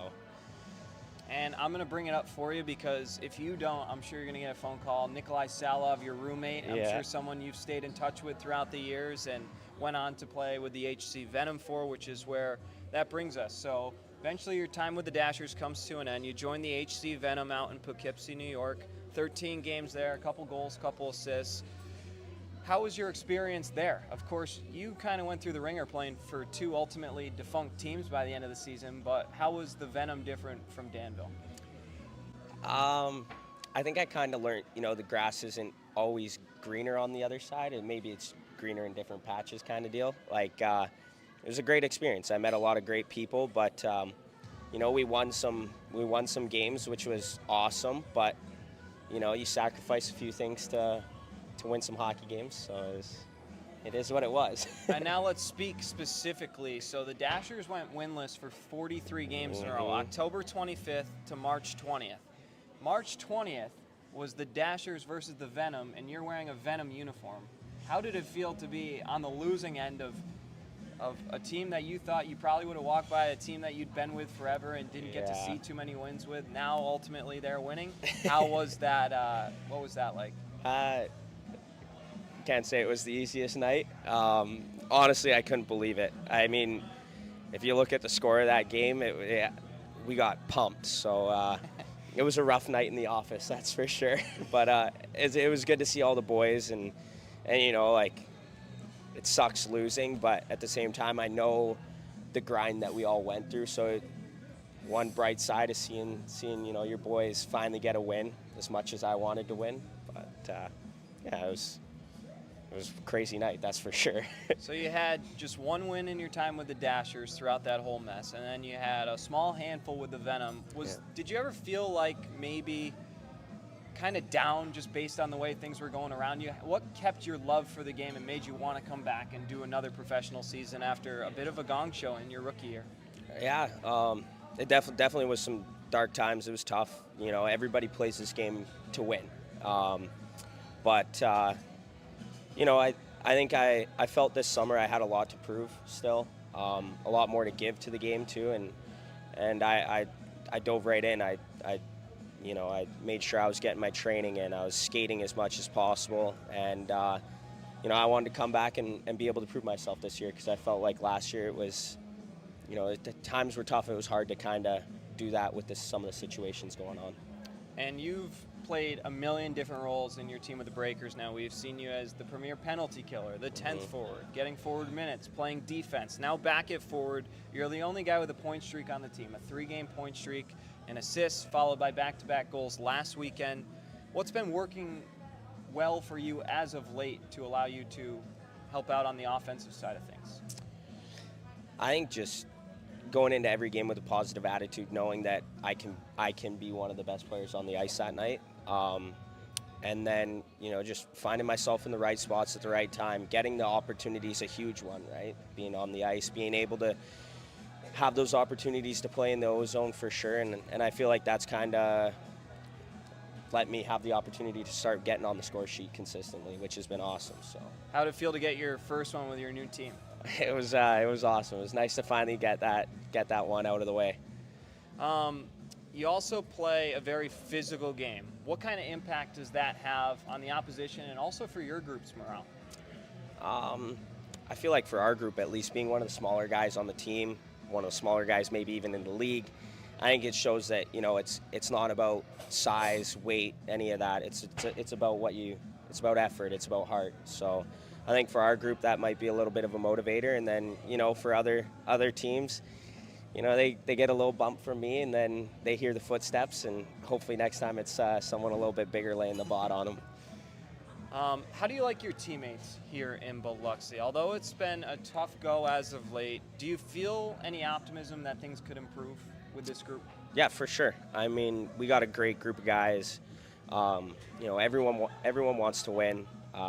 So I think that coming up, we definitely have the opportunity to win some games, and the group's just bonding day by day, getting closer and closer. So, the wins are definitely going to come. So it's exciting times. Now, Charlie Penns is the coach who traded for you. You were a part of the PD Ice Cats at the beginning of the season. They held your rights after the whole expansion draft. But he trades Sam Turner for you and Declan Conway, bringing you in here. How did it feel to be valued and to have a coach go and make a move to bring you in here? It was awesome. I mean, everybody wants to be wanted.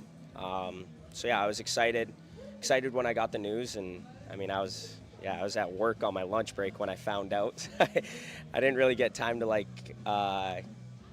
decompress and think about it, but it's definitely exciting to get a call and have someone want you on their team, want to bring you in and try to win some games. So I was super excited from the get-go. And now playing for Penner, what's that like? What kind of coach is he, and what kind of culture is he looking to build for you guys? It's been awesome. He's been very vocal, very upfront and clear about what he expects out of us, which is, that's all you can ask for out of a coach. Obviously, we want to bring a winning culture, show up to the rink every day. I think we want to show up, and obviously everyone wants to show up and have fun, but we also know we got to put in the work. This is our job, so, we got to get there. We can't dilly-daddle. We got to work hard and work smart, and yeah. All right, Trey, we'll wrap up with this. Your message to the fan base. I always give every guy an opportunity to say something to the fans before they close out their interview, so the floor is yours. Thank you guys for all the support. It's been amazing. Thank you guys for showing up to all the games, and we definitely got some wins coming for you in the near future. All right, that's Trey Fisher, forward number 9 for the Biloxi Breakers. Appreciate him joining our show. I'll be back to wrap things up on another episode of Breaker Banter when we return.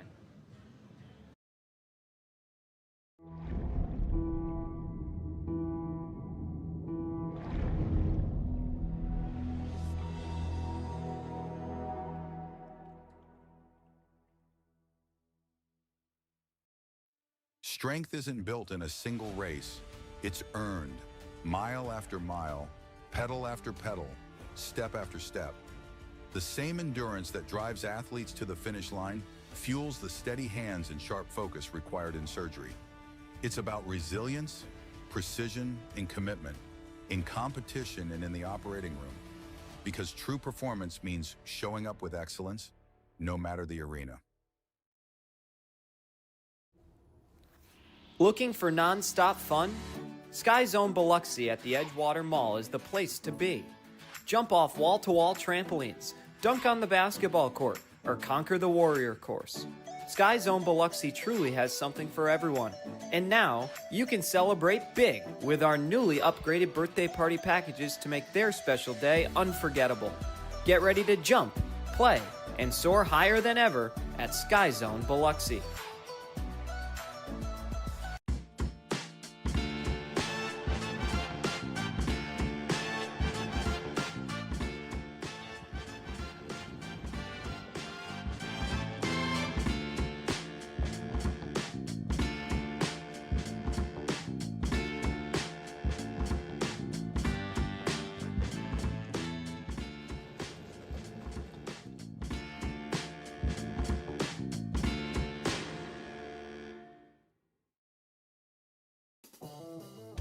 Looking for your next ride? Get more at Matt Bowers Hyundai Gulfport. Every new Hyundai comes with Matt's lifetime powertrain warranty on top of Hyundai's America's Best warranty and owner assurance. No one on the coast offers more, so why go anywhere else? Visit us today during the Getaway Sales event happening now just off Lorraine Road north of I-10. Official sponsor of your Biloxi Breakers. Shop smart, buy local. Matt Bowers Hyundai Gulfport.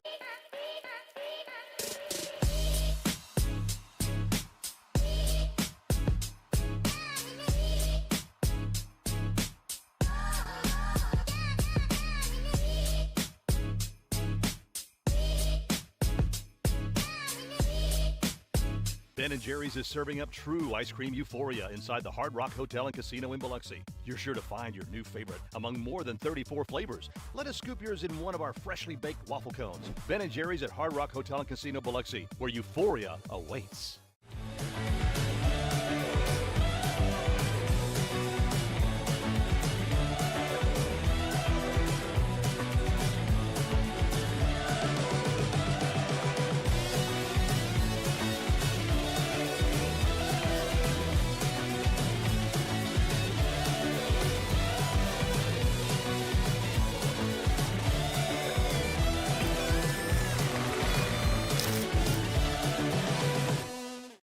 Fly in for a daiquiri that scores every time. Mile High Daiquiris is an aviation-themed daiquiri shop and the official daiquiri of the Biloxi Breakers.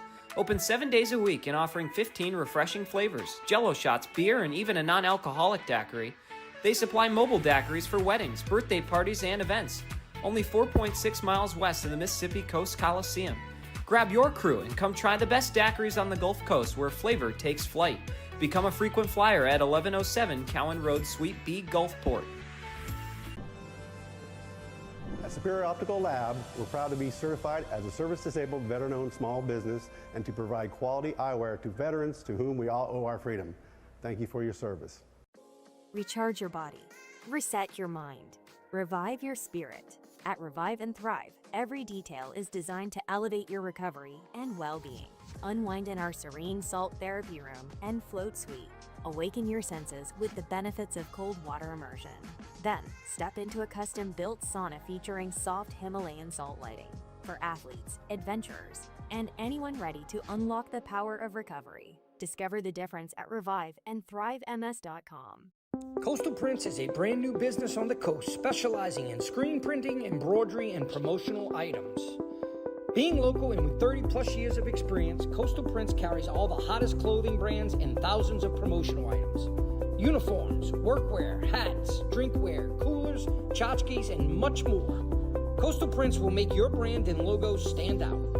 Come see the new showroom on Seaway Road in Gulfport or visit coastalprints.com or call 228-COASTAL.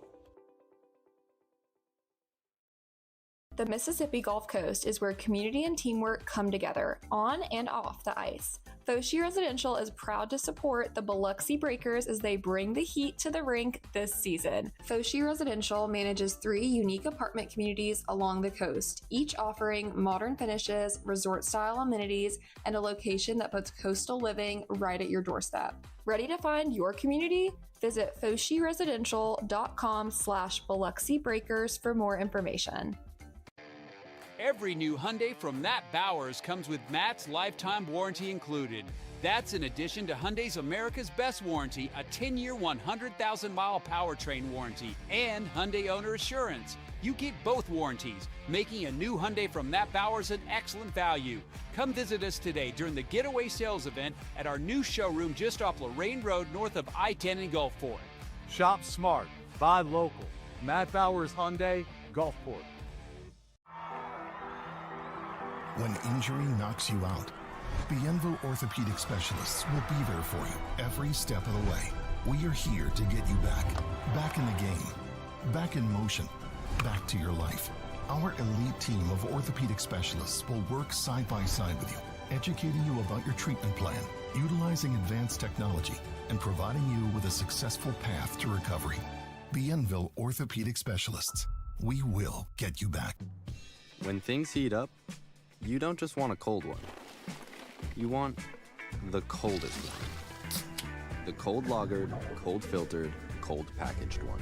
Mountain Cold Refreshment. Coors Light. Choose chill.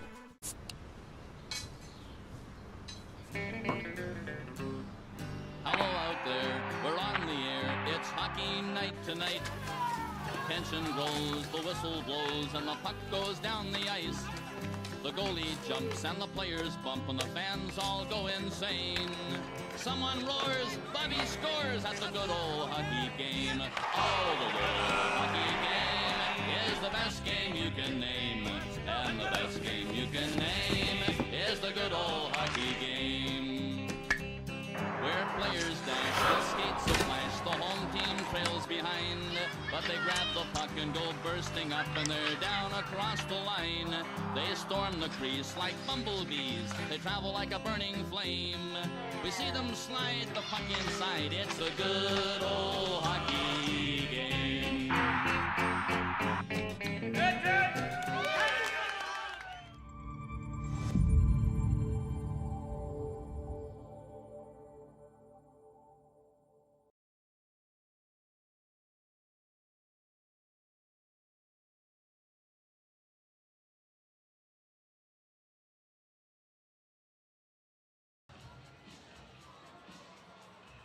Out of our Coastal Prince second intermission, we welcome you into our Half Shell Oyster House third period. My name's Devin Dobeck, along with you.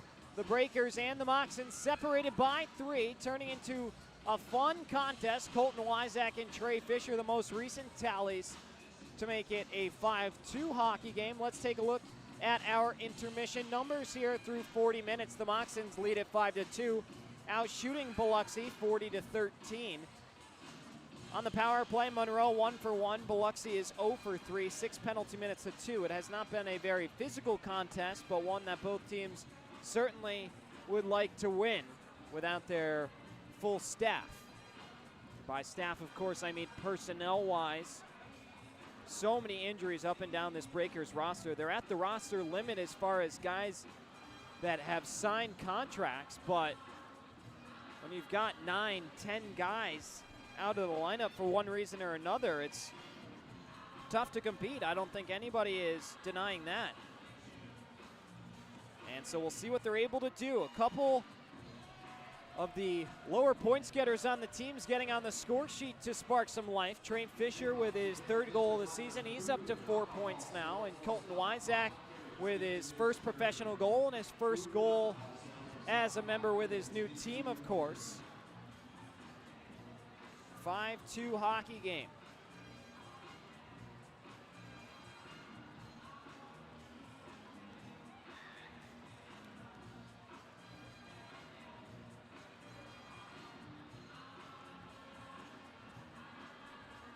My name's Devin Dobeck, along with you on Breakers TV on YouTube, Sportfeed 106.3, Super Talk Mississippi, and at Walk-Ons in D'Iberville. Nice to be able to chat with Trey Fisher earlier this week. This upcoming week, we will have Charlie Penns joining us for the episode with Charlie Penns airing, special edition of Breaker Banter. That will be coming up, scheduled for Tuesday, with Christmas being on Thursday. If you're planning on attending our coaches show, we will not have a live show due to the holidays this Tuesday at 7 o'clock. So I repeat, there will be no Breaker Banner live Tuesday. We will still have an episode for you. It'll air coming out around 10 a.m. But there will not be a live episode to go and attend.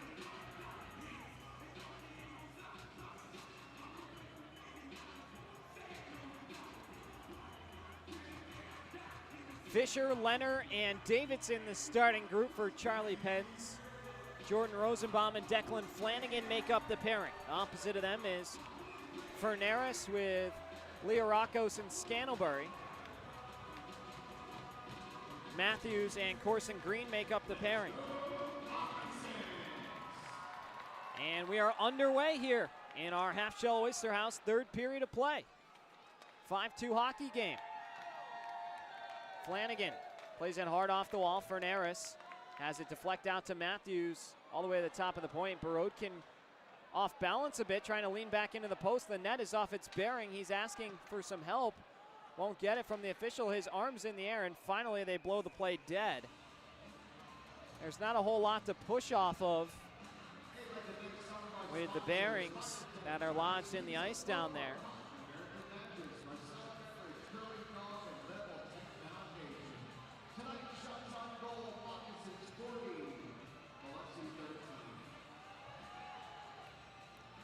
Lucchese out there to take the draw against Fernaris.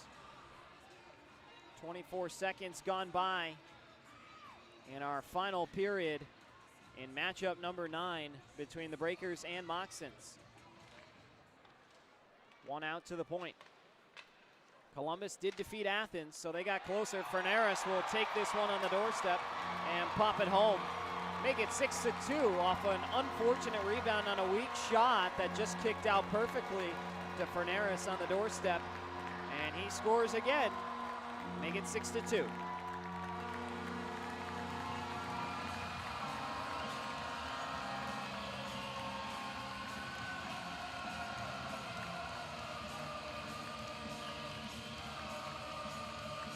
They've got a Santa dancing with the light show.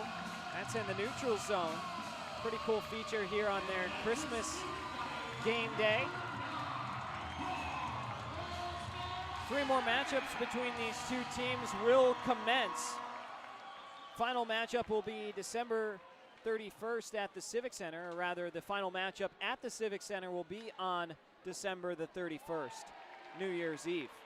And then 2 more games in Biloxi, January 15th and 16th, before the Breakers head out on the road to Athens for a pair. That will be another tough stretch of 4 games or so.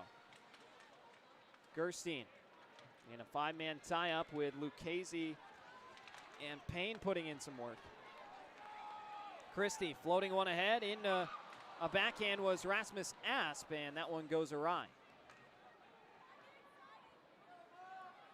Asp back on over to Spinelli. Spinelli took a hard chop to the knees, stayed on his feet, and Asp will play it back down in deep.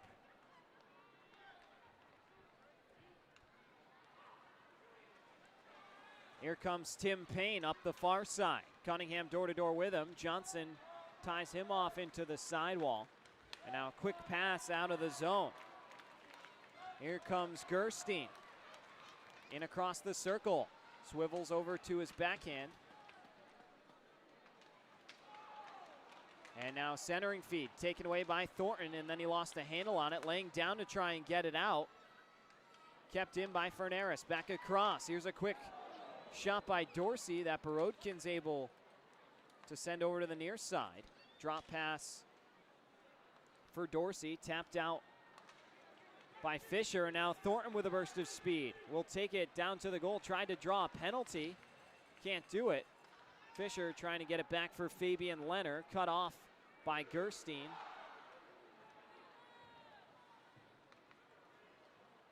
On the far side, Thornton looking for Turner.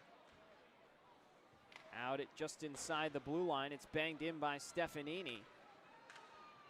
Bondi slowing things down. Breaks it across for Fisher. Leorakos couldn't bat it out of the air. Stefanini thought he got hooked, pleading with the official as Leorakos bangs into Stefanini, or excuse me, into Lucchese. Leorakos might have blocked that shot standing in front of the net.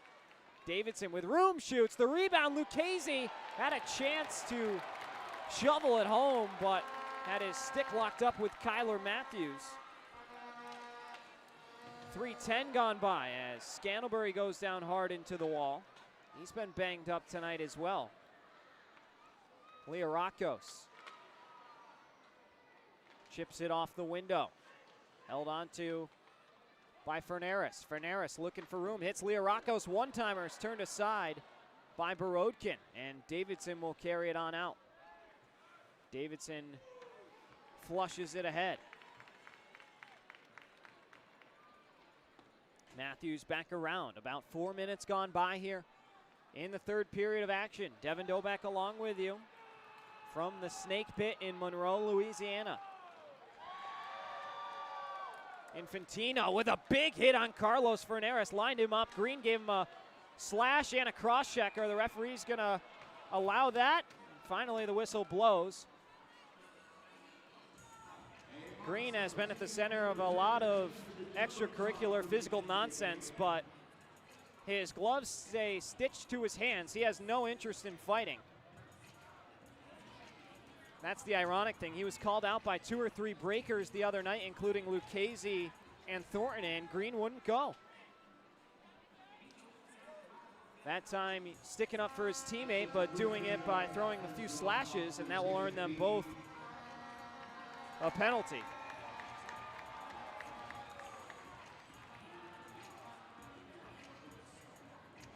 So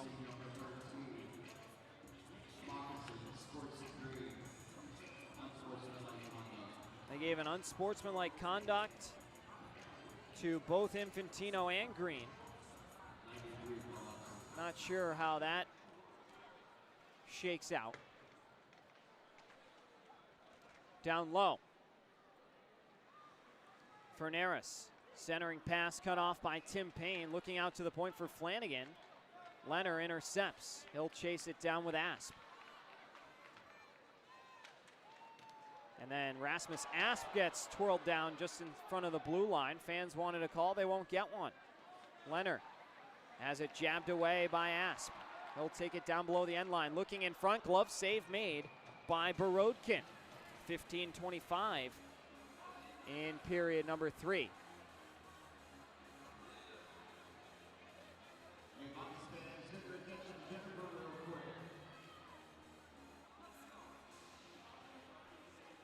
So the Breakers starting to generate some opportunities down in the Moccasins end of things. But Monroe just moves the puck so well. And with just 13 skaters, the shorthanded Breakers have put on a decent fight. You think about what went down last weekend and compare it here to tonight. You got to be starting to understand that once all the pieces get healthy again, you could have a pretty good hockey team looking to make a late push come March or maybe even February. Got to catch up to Twin City and PD, of course. Those are the 2 teams ahead of you, and if Baton Rouge continues to hold on tonight, then you're going to be in 7th behind the Zydeco as well. Couple big games coming up right after Christmas. Rosenbaum floats around Landon Johnson. He'll go into the corner where Dorsey locks him up. Now Lucchese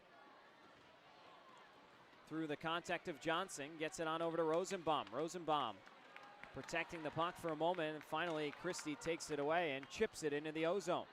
Spinelli back for Rosenbaum. Rosenbaum will hesitate for a moment and backhand one to Spinelli. Spinelli carrying it through the neutral zone. Got hit hard by Schumacher. Rasmus Asp wheeling it around the wall. Comes out to Fisher. He settles the bouncing puck. Banks it for Payne. His quick shot caroms off a defender and then the wall. And retrieved by Stefanini, who will begin it on over to Schumacher. Schumacher almost got hit right with a beautiful hip check by Fisher. Just barely avoided it. Scantlebury on over to Leonard. Leonard looking to spring it ahead for Infantino. Infantino poking it ahead. Now he got high stick by Matthews. His slap shot goes wide, and then he's hit into the wall hard by Scantlebury. On over to Bondi. Bondi avoids the contact of Stefanini, plays the puck in deep. 13 and a half minutes to go here, period number 3. Some good movement by the Moccasins. Lirakos pulls it through his legs, trying to center. Comes out to Wyzak, who sweeps it for Thornton. And it'll be chipped in deep once more.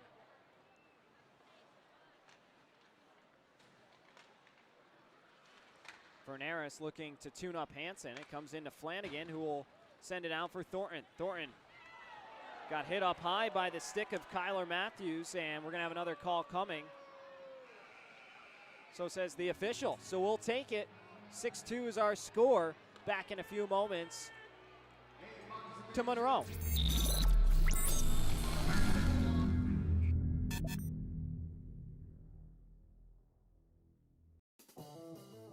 Looking for your next ride? Get more at Matt Bowers Hyundai Gulfport. Every new Hyundai comes with Matt's lifetime powertrain warranty on top of Hyundai's America's Best warranty and owner assurance. No one on the coast offers more, so why go anywhere else? Visit us today during the Getaway Sales event happening now just off Lorraine Road north of I-10. Official sponsor of your Biloxi Breakers. Shop smart, buy local. Matt Bowers Hyundai, Gulfport. Ben & Jerry's is serving up true ice cream euphoria inside the Hard Rock Hotel and Casino in Biloxi. You're sure to find your new favorite among more than 34 flavors. Let us scoop yours in one of our freshly baked waffle cones. Ben & Jerry's at Hard Rock Hotel and Casino Biloxi, where euphoria awaits.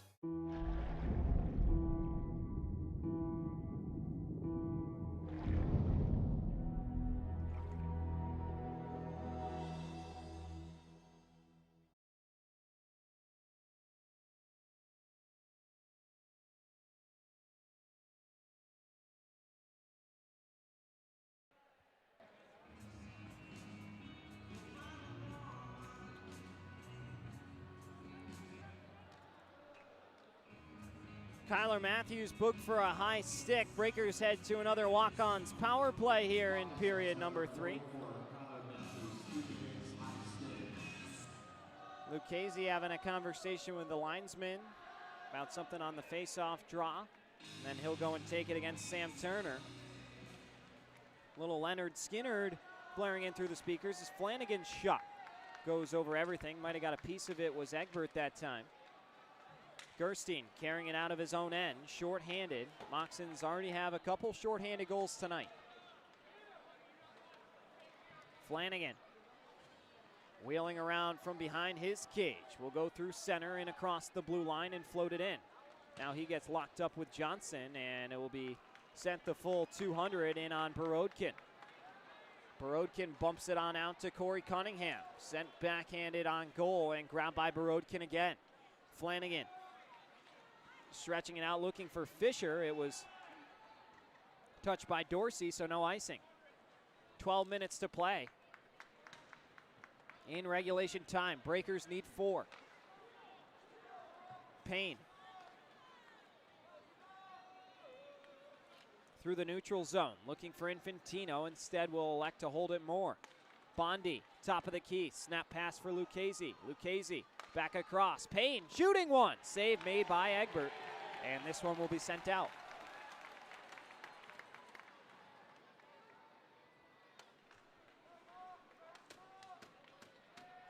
Bondi taking his time.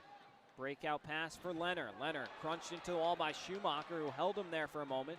Infantino battling with Scantlebury, who looked to play the body over the puck.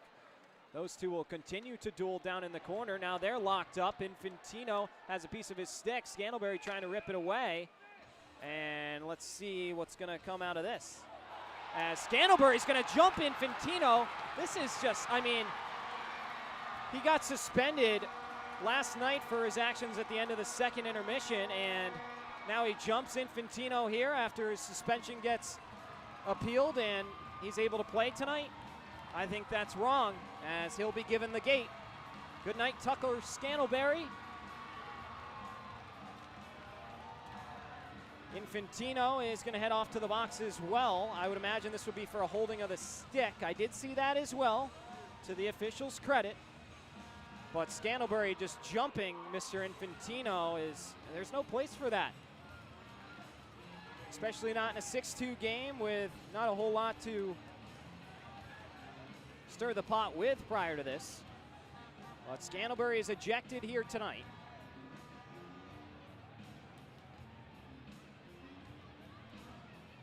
Clock reads 11:11.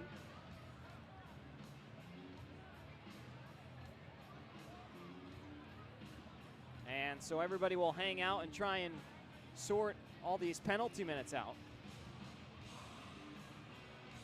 Schlepp was given a 2-game suspension for the sucker punch last night.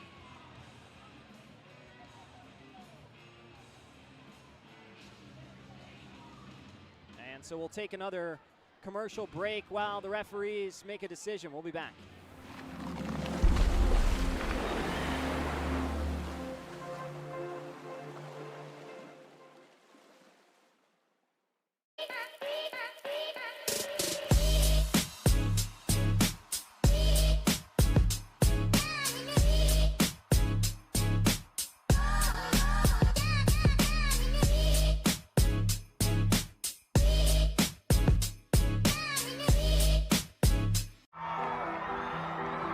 When injury knocks you out, Bienvo Orthopedic Specialists will be there for you every step of the way. We are here to get you back in the game, back in motion, back to your life. Our elite team of orthopedic specialists will work side by side with you, educating you about your treatment plan, utilizing advanced technology, and providing you with a successful path to recovery. And we welcome you back. So they gave Scantlebury an aggressor and a game misconduct and a roughing. And so that is what eventually led to him being thrown out of the game. More penalty minutes than you can afford to sit in the box. 2 minutes for Infantino. So it'll be an interesting skew of penalties here. As you see, Matthews still has another 14 seconds or so on his minor. It looks like Fernaris skating over for a word as well. Curtis Hansen might want an explanation, but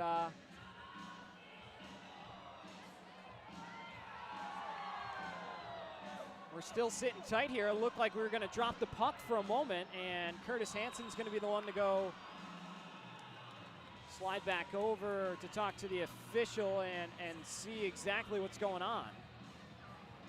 I think they're trying to find some more areas for penalty time to be added.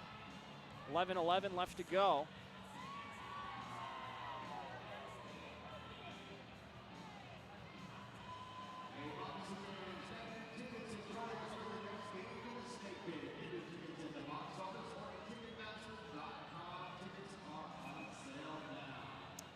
Hansen will cowboy over the boards, as now we're ready to drop the puck once more.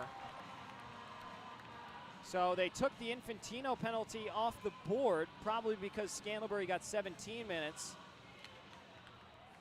And with Infantino's 2, it wouldn't really make much sense because you can't have 7 penalty minutes against Scantlebury. So they just canceled out the 2, and it'll be a 5-minute major power play for the Breakers. Rosenbaum shoots one, and that missed everything going over the goal. Now a 5-on-4 as Matthews hops back into the mix and throws a big hit into Jordan Rosenbaum. Matthews back with it, shoots, and a save made by Borodkin. Good, clean, hard hit by Matthews, fresh out of the box, but Rosenbaum never saw him coming. Fisher into the middle for Hansen. Hansen looking to uncork the shot and couldn't. Hansen's lone goal of the season came on opening night back right here in the same building, October 11th against the Moccasins, and what ultimately was a 9-5 defeat for the Breakers. Payne backhanding one in the direction of Lucchese. He'll meander in across the blue line. Lucchese into the middle for Payne. Payne had some room and sent it back up to the point. Davidson down low for Payne again. Payne snaps a pass to Lucchese. Lucchese missed on the glove side, and it comes all the way back around. Into the back half of period number 3 here. Scores 6-2 Monroe. They've got the lone goal here in period 3. They've scored just twice since the first period. So has Biloxi, for that matter. But a 4-goal first made the game a little difficult early on. It's Payne, snap pass for Spinelli. Spinelli tiptoeing the blue line, banks it to open ice down low. Lucchese's Pass cut off and sent down towards Borodkin. He will settle it. 3 minutes left to go in the Scantlebury Major aggressor penalty, I should say. Spinelli over the line. Bondi stays onside. Now Leonard handcuffs Lucchese. His quick shot. Bondi had a chance to bury it on the doorstep, but it just jumped away from his reach as Green then cross-checks Bondi down to the ice. Thornton out to the point for Lucchese. Lucchese looking for Leonard. Now Thornton. Lucchese. Leonard, far circle. Couple quick deke moves and then gives it away to Liarakos. Liarakos will hold for a moment, continuing to hang on to the puck, and he will ice it the whole way down. Another 2:15 on the Scantlebury Major penalty being served. Can't tell exactly who's serving it down there. There's a big hit on Spinelli by Casey Gerstein down in the corner. Gerstein lost the puck. Davidson skating on over to the near side. Hits the brakes into the middle for Fisher. Fisher swatted one in the direction of Egbert, and it goes wide. Flanagan to the half wall for Hansen. Hansen's hit by Schumacher. Davidson taking it from Gerstein. Comes out to the point where Rosenbaum's able to retrieve it. Rosenbaum on across to Flanagan. Flanagan shoots. Save made by Egbert. About 7.5 minutes to go in regulation. Another minute 20 on the Scantlebury Major penalty. Fisher looking to float one ahead. Now it comes down low. Rosenbaum picks it up and stretches it ahead for Thornton. Thornton with speed. Coils it back to Fisher just inside the blue line. Breakers have established the zone. Fisher, toe drag release. Save made by Egbert. Thornton. Body check into Rasmus Asp. Taken away by Cunningham, who's shoved in the back by Lucchese. Comes in on Borodkin. Cunningham will lock up with Flanagan. And a couple words for each other as Cunningham points to the scoreboard. We'll take a quick break, 6:54 to go. You're watching Breakers TV.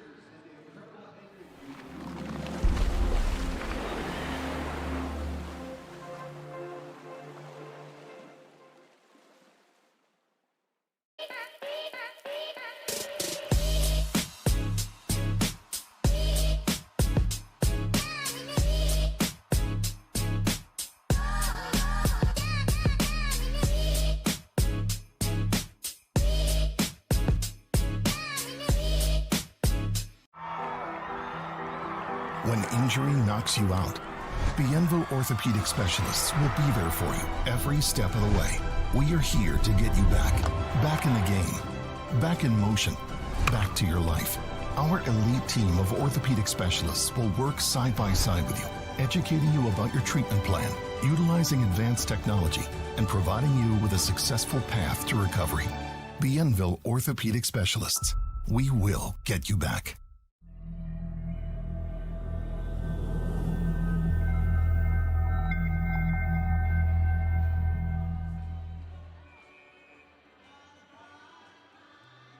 Six-two's our score here as we close in inside the final 7 minutes of the contest. Our clock should read 6:40 for you. We'll catch that back up in just a moment.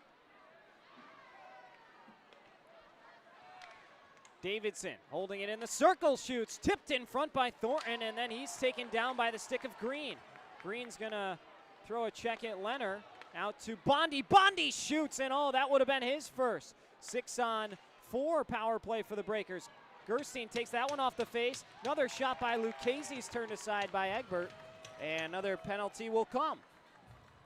So the Breakers will have likely another 11 seconds of 5-on-3 before it becomes a 5-on-4. There's Corson Green headed off to the box again. Guy's been at the center of a lot of physical play over the weekend.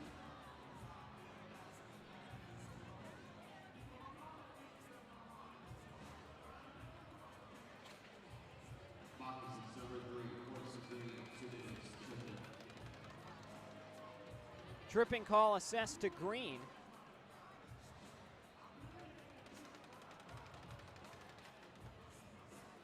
Fisher will take the draw. Brief 5-on-3 before it becomes a 5-on-4 power play. Officials taking a moment, and finally it's one back by Fisher. Fisher jamming it in tight. Still free. Lucchese took another jab at it, and now a little more pushing and shoving. Fernaris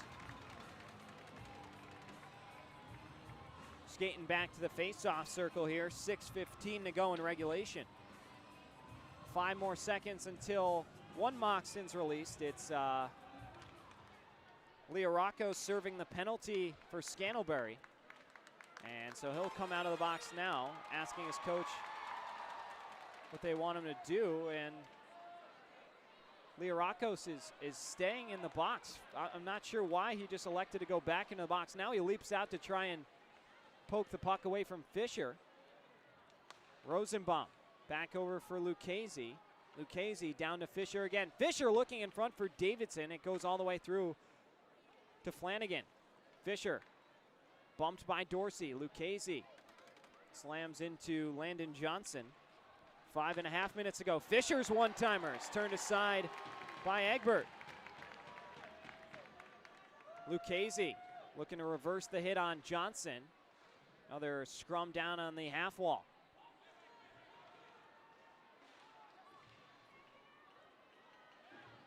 Lucchese jousting for it. Comes out to Rosenbaum. His saucer pass batted down by Fernaris. And Rosenbaum will send it back across for Fisher. Another 45 seconds on the minor penalty to Corson Green. Leonard with a run at Jamie Dorsey down in the corner.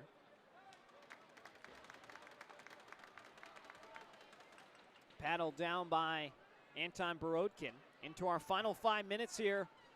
Period number 3. 6-2 score. Spinelli across the blue line. Avoids the hit of Gerstein and plays it in deep where Infantino's there to catch up to it.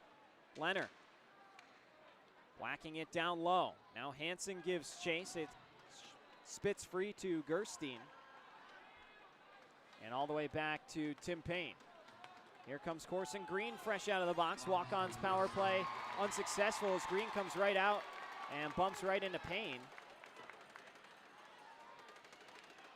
Breaks up the puck, a good effort there. Now Cunningham over on the far side. Pulled up to avoid the contact. Slid it to Gerstein. And it comes back down low for Payne. Payne. Back across to Spinelli. Spinelli for Infantino.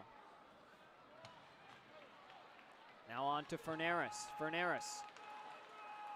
Centering pass, got knocked down.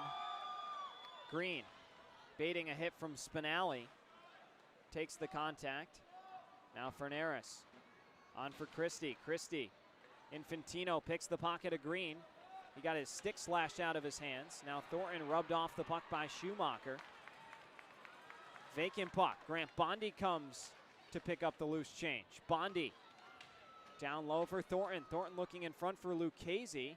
Out to Rosenbaum. His quick shot. Egbert with a sliding save. Rosenbaum, another one-timer. Rebound. Carter Thornton scores. The Breakers had mounted a lot of pressure, and largely due in part to that power play, but finally a friendly bounce, and Rosenbaum gets the rebound to Carter Thornton, who bangs it home, and it's 6-3.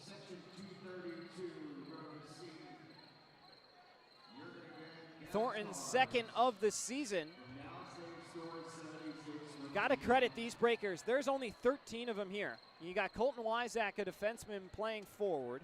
He scored his first FPHL goal tonight.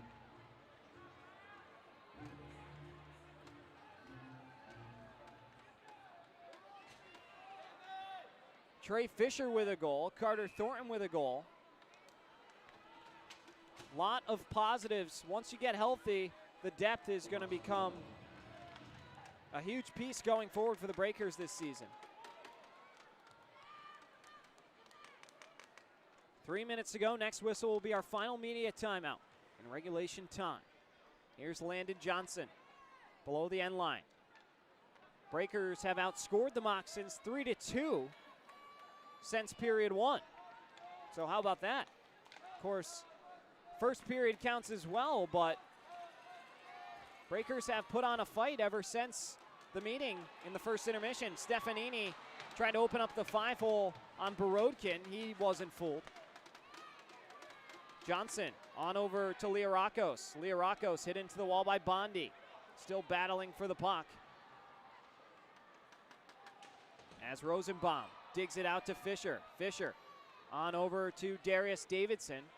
And now Davidson takes the contact from Asp. Still jousting with Jamie Dorsey. Another 2 minutes to play here in regulation. Wyzak pulled up on Asp. It's spun back around in the direction of Dorsey. Knocked away by Lucchese. Infantino looking to take it away. Wyzak, a good hit on Landon Johnson down in the corner. Liarakos guides it back on over to Asp. Inside 100 seconds left to play in regulation. Ferneris.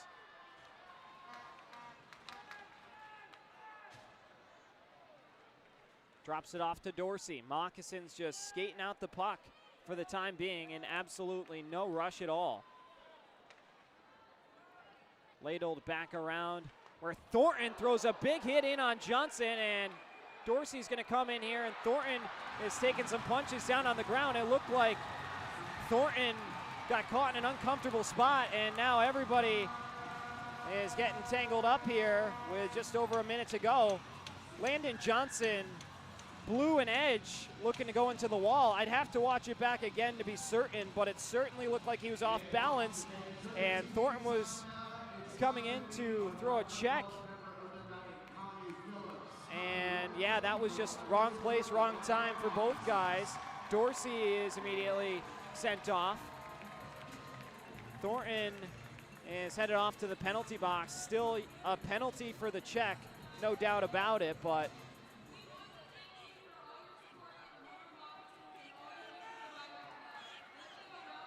that was a scary moment as well. Landon Johnson looked like he went into the wall hard there. That was a scary moment. Glad that he's okay. Everybody's okay. And some more pushing and shoving. Kyler Matthews and Brandon Lucchese continuing to have a conversation down in the Moccasins end. We'll keep an eye on that. We're in the midst of a media timeout technically right now. It's our final, so we will take it and be back in a moment right here on Breakers TV.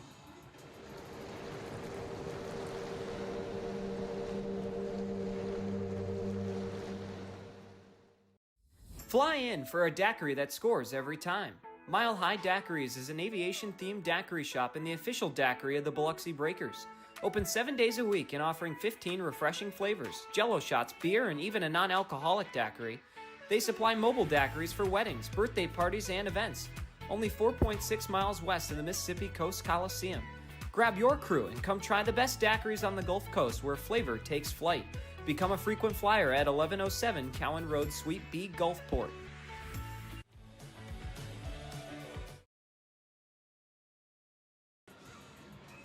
So they gave Thornton a 2-minute boarding call, and they gave Dorsey a 2 and a 10 for roughing. So that's why he was asked to leave. Payne, with some room closing in, shoots one and scores. Tim Payne walks down the lane on Nolan Egbert and pots one. The Breakers have made it 6-4.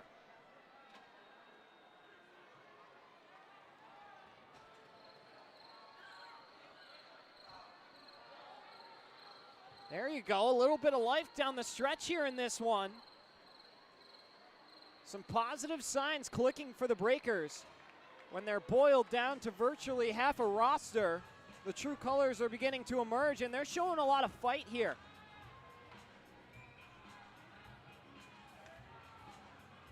Apologies, our scoreboard's having a little internet trouble, so it was 6-2 for a while it read, but it was 6-3, and now it's 6-4. So 6-4 is the accurate score for you inside our final minute of play. Learakos picks it up off the wall. Spinelli picked his pocket and banked it out to center. Schumacher. Payne rejects it out to Lucchese. Back on for Hansen, and then Stefanini was hit hard into the half wall, and he's down on the ice. His helmet almost coming off. Lucchese trying to figure out who did it, as eventually he's going to head off to the locker room to get some repairs. He is okay, skating off on his own. And so another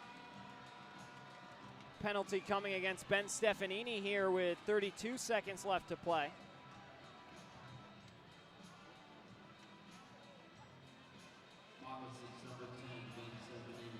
So it's another high sticking call, this time to Ben Stefanini. Walk-on's power play opens up once again here late in period 3. It was a double minor, so a 4-minute power play to Ben Stefanini. As we are back underway here, you would have loved if that penalty came a few moments ago.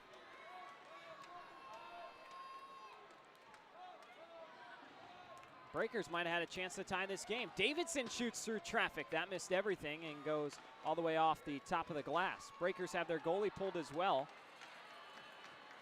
As the final 5 seconds or so will bleed out. Rosenbaum on over to Leonard. As Infantino took a shot from Corson Green behind the play in the offensive end, and that will do it in full time. The Moccasins take this one by a final of 6-4. Breakers showed a lot of fight. They were down 4-0 through 20 minutes. Came back and made it a game late with 3 of the final 5 goals in the contest, and they fall by a final of 6-4 here on the road.